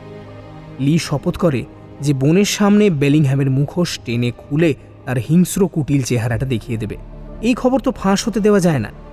অগত্যা উপায় খুব সহজ, লির মুখ চিরতরে বন্ধ করে দাও। তার পেছনে নির্মম পিশাচকে লেলিয়ে দেওয়া হলো। এর আগেই নটনের সঙ্গেও সে একই কাজ করে। ওর সঙ্গে তার পুরনো শত্রুতা রয়েছে। দুটো খুনের ষড়যন্ত্র করেছে এই ঠান্ডা মাথার অপরাধী। দুটো মানুষই স্রেফ ভাগ্যের জোরে বেঁচে গিয়েছে। লির দুর্ঘটনা যেদিন ঘটল, সেদিন আমি ওকে কড়া ভাষায় সরাসরি বলি যে ওর ফিকির আমি ধরতে পেরেছি। ব্যাস, আমিও ওর খতমের তালিকায় উঠে গেলাম। আমার ঘর ছেড়ে বেরোনোর জন্য অপেক্ষা করছিল বেলিংহ্যাম। ফাঁকা রাস্তাতে পেলে তো কথাই নেই। ও জানতো আমি তোমার এখানে আসি, তাই ওত পেতেছিল। আজ বাড়ি থেকে বেরোনো মাত্র ওই পৈশাচিক ঘাতককে আমার পেছনে পাঠায়। আর একটু হলেই ওর পাতা ফাঁদে আমি পা দিয়ে প্রাণটা হারাতাম। ভাগ্যিস তোমার দরজা ভেজানো ছিল, নাহলে সকালে উঠে ঘাড় মটকানো অবস্থায় আমায় ওই দরজার সামনেই পেতে। আমি কিন্তু ভূত নই, আমার মনের জোরও নেহাত কম নয়। কিন্তু মৃত্যু ভয় এই প্রথম পেলাম। তাই সামলে উঠতে একটু বেগ পেতে হচ্ছে। এসব কথা সম্ভব বলে মনে হয় না, কিন্তু এখন স্মিথের বক্তব্য ফুৎকারে ওড়ানোটাও ঠিক হবে না। বরং পিটারসন সদয় গলায় বললেন, ভাই আমার, তুমি গোটা ব্যাপারটা একটু বেশি সিরিয়াসলি নিচ্ছ না তো? রাতের পর রাত জেগে তুমি পড়াশোনা করো, অন্যান্য চাপ তো রয়েইছে। তোমার কথা যদি সত্যিও হয় তাহলেও ভেবে দেখো, এরকম একটা প্রাণী অক্সফোর্ডের রাস্তায় ঘুরে ফিরে বেড়াচ্ছে, অথচ কারোর চোখে পড়ল না। ঘটনাগুলো সত্যি কেমন অদ্ভুত, বাস্তবের সাথে মিল নেই। কিন্তু ভাই আমার মনে হয় এটার একটা স্বাভাবিক ব্যাখ্যা কিন্তু থাকতেও পারে। আজকে রাতের ঘটনার পরেও বলবে এই কথা? নিশ্চয়ই। তুমি বাড়ি থেকে ভারাক্রান্ত মাথায় বেরিয়েছিলে, এইসব অবাস্তব ব্যাপার স্যাপার তোমার মাথায় কিলবিল করছিল। এদিকে ভব ঘুরে চোট ছ্যাঁচড়ের তো অভাব নেই, তারা তোমার পিছু নিয়েছিল 2 পয়সা কামানোর আশায়। তোমায় দৌড়তে দেখে তারা আরো সাহস পায়। বাকিটার জন্য দায়ী তোমার ভয় আর কল্পনা শক্তি। আর রইল কথা সেই ফাঁকা কেস আর তার মিনিট কয়েকের মধ্যে তাতে বিরাজমান মামিকে দেখতে পাওয়াটা, আই উইল সে সেটা স্রেফ আলো আধারির খেলা। কারণ তুমিই বলেছিলে ল্যাম্পটা নিভু নিভু হয়ে এসেছিল। হয়তো প্রথমবার তুমি অতটা মন দিয়ে খেয়াল করনি। না পিটারসন, না, অতটাও বোকা আমি নই। তাছাড়া প্রথমবার মামিটা আমার নজর এড়িয়ে গিয়েছিল, পরের বার চোখে পড়ল, এটাও হতে পারে না। এই মামি লি এবং নর্টনকে খুন করার চেষ্টা করছে, এটাও ধোপে ঠেকে না। লি হয়তো পা পিছলে জলে পড়েছে, আর নর্টনের ঘটনাটা নেহাতি কোনো গুন্ডা বদমাশের কাজ হতে পারে। তুমি পুলিশ ম্যাজিস্ট্রেটের সামনে এই যুক্তি খাড়া করলে তারা কিন্তু হেসে উড়িয়ে দেবে। জানি তারা আমায় নির্বোধ মনে করে আমায় নিয়ে হাসাহাসি করবে, তাই যা করার আমি নিজেই করব। মানে সাধারণ মানুষকে এই বিভীষিকার হাত থেকে বাঁচানোটা আমার দায়িত্ব। তাছাড়া ওই প্রেত মানুষ যতক্ষণ আছে ততক্ষণ আমি কোথাও নিরাপদ নই। কলেজের বাইরে রাস্তা ধরেও তাক করে থাকবে পিটারসন। ও আমার শরীর ছিন্ন ভিন্ন করার অপেক্ষায় থাকবে। ওর শুধু একটা সুযোগ চাই, আর আমি এরকম দুর্বল মানুষের মতো মৃত্যুবরণ করব না। আমি লড়ব। এই মরার হাতে মরার জন্য আমার জন্ম হয়নি। পিটারসন দেখলেন স্মিথের চোয়াল শক্ত হয়ে গিয়েছে। কপালের পাশের শিরাগুলো রাগ আর জেদে ফুটে উঠেছে। কোথাও মেঘ গর্জন করে ডেকে উঠল। স্মিথ সামনের মেঝের দিকে তাকিয়েছিলেন। তারপর মাথা নেড়ে কি একটা ভেবে পিটারসনকে বললেন, তোমার কলমটা আর কিছু কাগজ আমায় ধার দিতে পারবে এই ঘন্টাখানেকের জন্য? হ্যাঁ অবশ্যই, ওই তো ওই টেবিলের ওপর দুটোই পেয়ে যাবে। স্মিথ ফুলস্ক্যাপ কাগজের দিস্তা টেনে নিয়ে খসখসিয়ে কি সব লিখতে শুরু করলেন। এরপর একটার পর একটা কাগজে লিখছেন আর তারপর সেটা সরিয়ে রাখছেন। পিটারসন আর্মচেয়ারের ওপর থেকে উঁকি মেরে দেখার চেষ্টা করলেন কি লিখছেন। ঘণ্টা দুয়েক পর স্মিথ পরম সন্তুষ্টির সাথে কাগজের দিস্তা গুছিয়ে উঠে দাঁড়ালেন। ডেস্কের ওপর গুছিয়ে রেখে বললেন, ব্যাস হয়ে গেছে, এবার এখানে একটা সই করো, সাক্ষীর সই। সাক্ষী? কিসের সাক্ষী? আমার সিগনেচার আর তারিখের। তারিখটাই সবচেয়ে জরুরি, আমার জীবন এর উপরেই নির্ভর করছে। স্মিথ, তোমার কথা আমার মাথায় বিন্দু মাত্র ঢুকছে না। দোহাই তোমার, আজকের মতো বিশ্রাম নাও। সন্ধ্যের ঘটনার পর তুমি বেজায় ঘেঁটে আছো, তোমার মাথা কাজ করছে না। বিশ্বাস করো পিটারসন, আমার মাথা একদম পরিষ্কার, কোনো রকম দোলাচল বা দ্বিধার জায়গা নেই। আমি কথা দিচ্ছি, তুমি সই করে দিলেই আমি আজ রাতের মতো ক্ষান্ত দেব। আচ্ছা, সে না হয় সই করে দিচ্ছি, কিন্তু ব্যাপারটা কি সেটা অন্তত বলো। এই যে আমি আজ রাতে এত কিছু বললাম, এটা তারই বয়ান, আর আমি চাই এইটাতে তুমি সাক্ষী হিসেবে থাকো। পিটারসন আর কথা না বাড়িয়ে কাগজটাতে সই করে দিলেন। এই নাও তোমার সই, কিন্তু তুমি কি করবে ভেবেছো সেটা বলবে কি? এই পেপারটা যত্ন করে রেখে দিও, কোনো কারণে আমি গ্রেপ্তার হলে এটা প্রডিউস করো। গ্রেপ্তার হবে? কে গ্রেপ্তার হবে, আর কেনই বা গ্রেপ্তার হবে? আমায় খুনের জন্য গ্রেপ্তার করা হতে পারে পিটারসন, এবং সেটার আশঙ্কা সম্ভাবনা দুইই রয়েছে। আমায় প্রস্তুত থাকতে হবে। আমার সামনে একটাই রাস্তা খোলা রয়েছে, এবং এই রাস্তা আমায় নিতেই হবে, ফলাফল যাই হোক না কেন। স্মিথ, আমার মনে হচ্ছে তুমি খেয়ালের বশে ভীষণ হঠকারী সিদ্ধান্ত নিয়ে ফেলছো। এরকম করো না, একবার ভেবে দেখো। এখন অন্য কিছু করাটাই হঠকারিতা হবে। আমার কথা বিশ্বাস করো, আমি যা করার ভেবেচিন্তেই করছি। আশা করছি তোমায় আর বিরক্ত করতে হবে না আমায়। তোমার কাছে আমার বয়ান আছে, এইটা ভেবেই অনেকটা নিশ্চিন্ত বোধ করছি। এবার বন্ধু, আমি তোমার আদেশ পালন করে ঘুমোতে চললাম। একটা ভালো ঘুম দরকার, কাল সকালে আমায় তরতাজা থাকতেই হবে। স্মিথ এমনিতে শান্ত ও বন্ধুবৎসল হলেও তার অন্তরে একজন ভয়ানক একরোখা ব্যক্তি বাস করে। চট করে রেগে যান না, কিন্তু রেগে গেলে তাকে আটকানো প্রায় অসম্ভব। এমন একজনকে শত্রু বানানোটা একেবারেই বুদ্ধিমানের কাজ নয়। প্রতিটা কাজে তিনি একই রকম দৃঢ় প্রতিজ্ঞা নিয়ে নামেন, সে খেলাধুলোই হোক বা পড়াশোনা। এই বিশেষ কাজটির জন্য তিনি একদিন পড়াশোনা শিখেই তুলে দিলেন। পিটারসনকে দিয়ে সই করালেও নিজের প্ল্যানের কথা ঘুণাক্ষরেও বললেন না। পরদিন সকাল 9টা নাগাদ অক্সফোর্ডের উদ্দেশ্যে বেরিয়ে পড়লেন। হাই স্ট্রিটের মুখেই ক্লিফার্ডস নামের একটি দোকান রয়েছে। বেশ পুরনো দোকান, বন্দুক বিক্রি করে। সেখান থেকে দেখে শুনে একটা রিভলভার আর কিছু বুলেট কিনলেন। 6টা বুলেট বন্দুকে ভরে সেটা কোটের পকেটে নিয়ে প্রথমে গেলেন হেস্টির ঘরে। তিনি তখন ব্রেকফাস্ট সহযোগে খবরের কাগজে খেলার পাতাটা ঊর্ধ্বশ্বাসে গিলছেন। স্মিথকে দেখেই একগাল হেসে বললেন, আরে এসো হে, কি ব্যাপার? আজ এত সকাল সকাল কফি খাবে নাকি? না, কফি টফি পরে হবে। এসটি, তোমার সাহায্য চাই। নিশ্চয়ই, বন্ধুর জন্য আমি সবসময় তৈরি। তোমায় আমার সঙ্গে আসতে হবে হেস্টি, আর আমি যা বলি ঠিক সেটাই করতে হবে। অ্যাগ্রিড। আর সঙ্গে একটা শক্তপোক্ত লাঠি নিয়ে এসো। এই তো আমার এই হান্টিং ক্রপ একটা আস্ত ষাঁড়কে ঘায়েল করে দিতে পারে। আরেকটা কথা, অ্যাম্পিউটেশনের কাজে যে ছুরি ব্যবহার করা হয় সেটাও নিয়ে নিও। সবচেয়ে লম্বা ছুরিটা নিও। লাঠির পর ছুরি? ভাই স্মিথ, সকাল সকাল আমায় নিয়ে কি তুমি যুদ্ধযাত্রা করছো নাকি? ঠিক আছে, আর কিছু লাগবে? না, এতেই হবে। স্মিথ ছুরিটা কোটের ভেতরে চালান করলেন। দুই বন্ধু মিলে 4 রাস্তার মোড়ে এসে দাঁড়ালেন। শোনো হেস্টি, অতি বড় শত্রুও আমায় ভীতু বলবে না। আমি এই কাজটা একাই করতে পারতাম। তোমায় সঙ্গে রাখছি বাড়তি সাবধানতার জন্য। বেলিংহ্যামের সাথে আমার একটু বোঝাপড়া দরকার। শুধু একজনের সাথে মোকাবিলা করতে হলে চিন্তা নেই, আমি তাকে অনায়াসে সায়স্তা করতে পারবো। কিন্তু আমি যদি চিৎকার করি, তুমি তোমার হান্টিং ক্রপ নিয়ে ওপরে আসতে দেরি করো না, বুঝেছ? দৌড়ে ওপরে আসবে আর সর্বশক্তি দিয়ে এই হান্টিং ক্রপ চালাবে। ঠিক আছে, আমি এখানে দাঁড়িয়ে রইলাম, তুমি হাঁক দিলেই চলে আসবে। ঠিক আছে, আমি ওপরের ঘরে চললাম। একটু সময় লাগতে পারে, আমি বলা না পর্যন্ত এখান থেকে এক পাও নড়বে না। তুমি নিশ্চিন্তে যাও, এই যে আমি এখানে শেকড় গেড়ে বসলাম। স্মিথ সিঁড়ি বেয়ে ওপরে উঠে এক লাথিতে বেলিংহ্যামের ঘরের দরজাটা খুলে দিলেন। লোকটা টেবিলে বসে কি যেন লিখছিল। ঘরের দরজা খোলার জোর আওয়াজে চমকে উঠে ঘাড় ঘোরালেন। ওকে সময় দেওয়া যাবে না।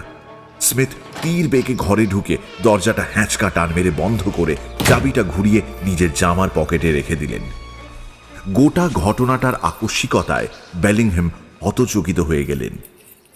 আজকেও তার ঘরে সেই অদ্ভুত দর্শন জিনিসপত্রের ভিড়, আর তার মধ্যমণি হিসেবে কাঠের কেসে রয়েছে শুকিয়ে যাওয়া ইজিপশিয়ান মামি। চোখের ফাঁকা কোটর, মুখের কাছে গহ্বর, আর গা ঘিনঘিনে ভাব নিয়ে সে দরজার দিকে ঘুরে রয়েছে। মামির কেসে লট নাম্বার 249 লেবেল সাঁটা। একটা জ্বলন্ত দেশলাই স্মিথ ফায়ার প্লেসে ছুঁড়ে দিতেই সেটা গনগনিয়ে জ্বলে উঠল। বেলিংহ্যামের সরীসৃপের মতো ধূর্ত মুখ আর একটু ফুলে উঠল। কিছু একটা ঘটতে চলেছে। পরিস্থিতি স্বাভাবিক রাখতে বললেন, এসেছো যখন আরাম করেই বসো। স্মিথ চেয়ারে বসে পকেট থেকে পিস্তলটা বের করে নিজের কোলে রাখলেন। এবার কোট থেকে অ্যাম্পিউটেশনের কাজে ব্যবহার হওয়া ছুরিটা বের করে বেলিংহ্যামের দিকে এগিয়ে বললেন, এই ছুরিটা দিয়ে তোমার সাগরেদ ওই মামিটাকে কাটো। বেলিংহ্যামের গলার স্বরে তীক্ষ্ণতা এলো। ও আচ্ছা, তাই করতে হবে? শুধু এটুকুই? হ্যাঁ, ঠিক তাই। আইন অনুযায়ী আমি তোমার গায়ে হাত দিতে পারবো না, কিন্তু আজ আমি মরিয়া। আজ আমি কোনো কিছুর ধার ধারবো না। আজ বিচার থেকে শাস্তি সব আমিই করব। 5 মিনিট, তোমার হাতে 5 মিনিট আছে। আগামী 5 মিনিটের মধ্যে আমার হুকুম না মানলে তোমার মাথার ঘিলু এই টেবিলের ওপর পড়ে থাকবে। স্মিথ বন্দুকের সেফটি ক্যাচ সরিয়ে বেলিংহ্যামের দিকে তুলে ধরলেন।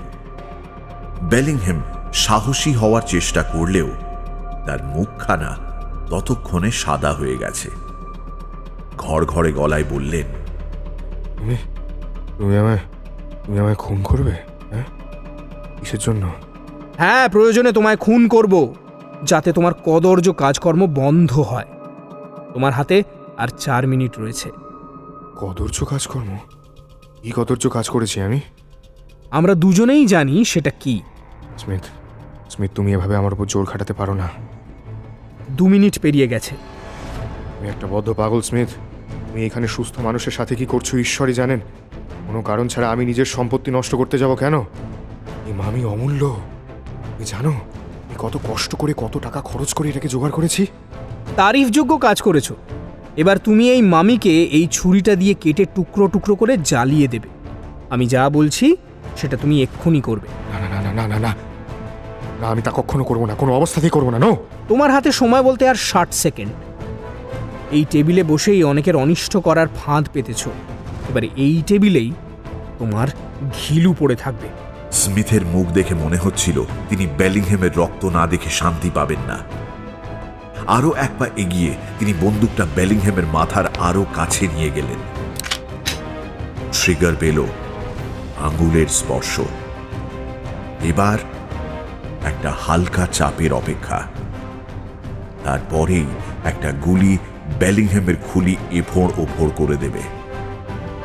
ফায়ারপ্লেসের আগুন এবার স্মিথের চোখেও। প্রথমবার মানুষ খুন করবেন তিনি।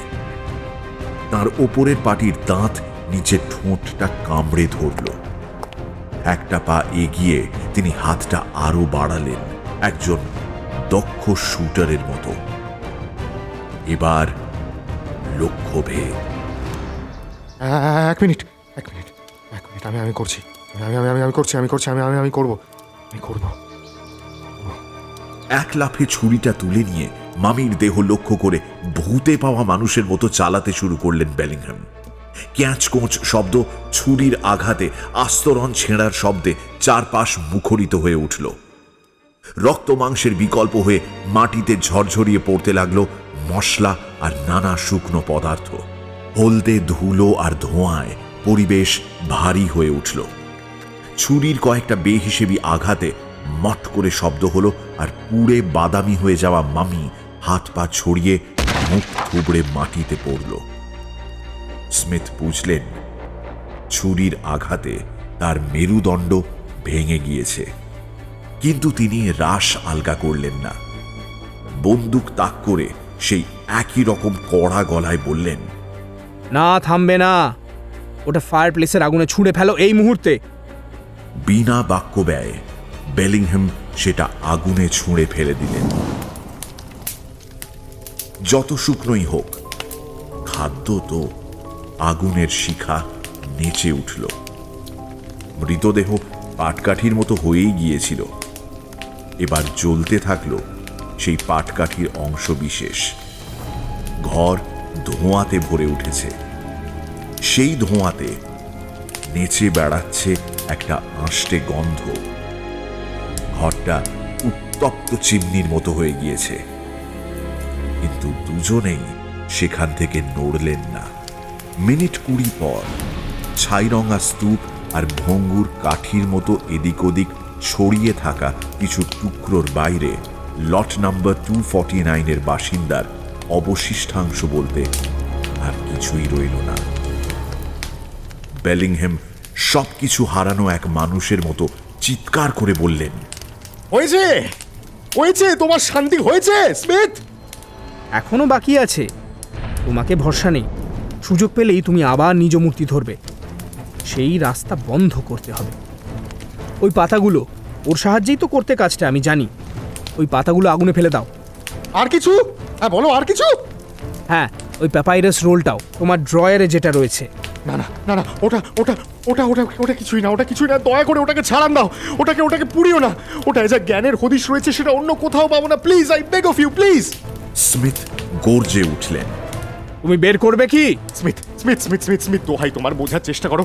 আমি তোমায় এই বিদ্যায় তালিম দেবো স্মিথ, যা জানি সব শেখাবো স্মিথ। যদি পোড়াতেই হয় তবে আমার এই সংকেতগুলো একটু টুকে রাখতে দাও please Smith, please please Smith, Smith, I request you. Smith আর বেলিংহ্যামের উপর নির্ভর না করে এক ঝটকায় এগিয়ে চাবি দিয়ে দেরাজটা খুলে হলদে রঙের গোটানো প্যাপিরাসটা টেনে বের করে আগুন ধরিয়ে দিলেন। তারপর সেটা পায়ের ভারী বুটের আঘাতে ঘষে টুকরো টুকরো ছাইয়ে পরিণত করলেন। বেলিংহ্যাম হুমড়ি খেয়ে পড়ে সেটাকে বাঁচানোর চেষ্টা করেছিলেন বটে, কিন্তু স্মিথের সাথে গায়ের জোরে পেরে ওঠেননি। স্মিথ একটা সামান্য ধাক্কায় তাকে কুপকাত করেন। আকারহীন ছাই ভস্য এবার বুটের তলা থেকে ধুলোর মতো গোটা ঘরে ছড়িয়ে পড়ল। এই ঘরেই তো প্যাপিরাসটা ছিল, তাই তার শেষ চিহ্ন যে এই ঘরেই ছড়িয়ে পড়বে সেটাই স্বাভাবিক। স্মিথ এবার বেলিংহ্যামের দিকে তাকিয়ে বললেন, আপাতত কাজ শেষ হলো। তোমায় সাবধান করেছিলাম, কিন্তু তুমি শোনোনি। এই নষ্টামির যজ্ঞ আবার শুরু করলে আমি আবারও উদয় হব, ঠিক এইভাবে, ঠিক এইখানে। স্মিথ বেরিয়ে এলেন ঘরের দরজা বন্ধ করে। এই স্ত্রীর দিকে তাকিয়ে হাসি মুখে হাত নাড়লেন আর শুনতে পারলেন ভেতর থেকে একটা চিৎকার ভেসে আসছে। হতাশা আর কান্না মিশে এক হয়ে গোটা ঘরে ঘুরপাক খাচ্ছে।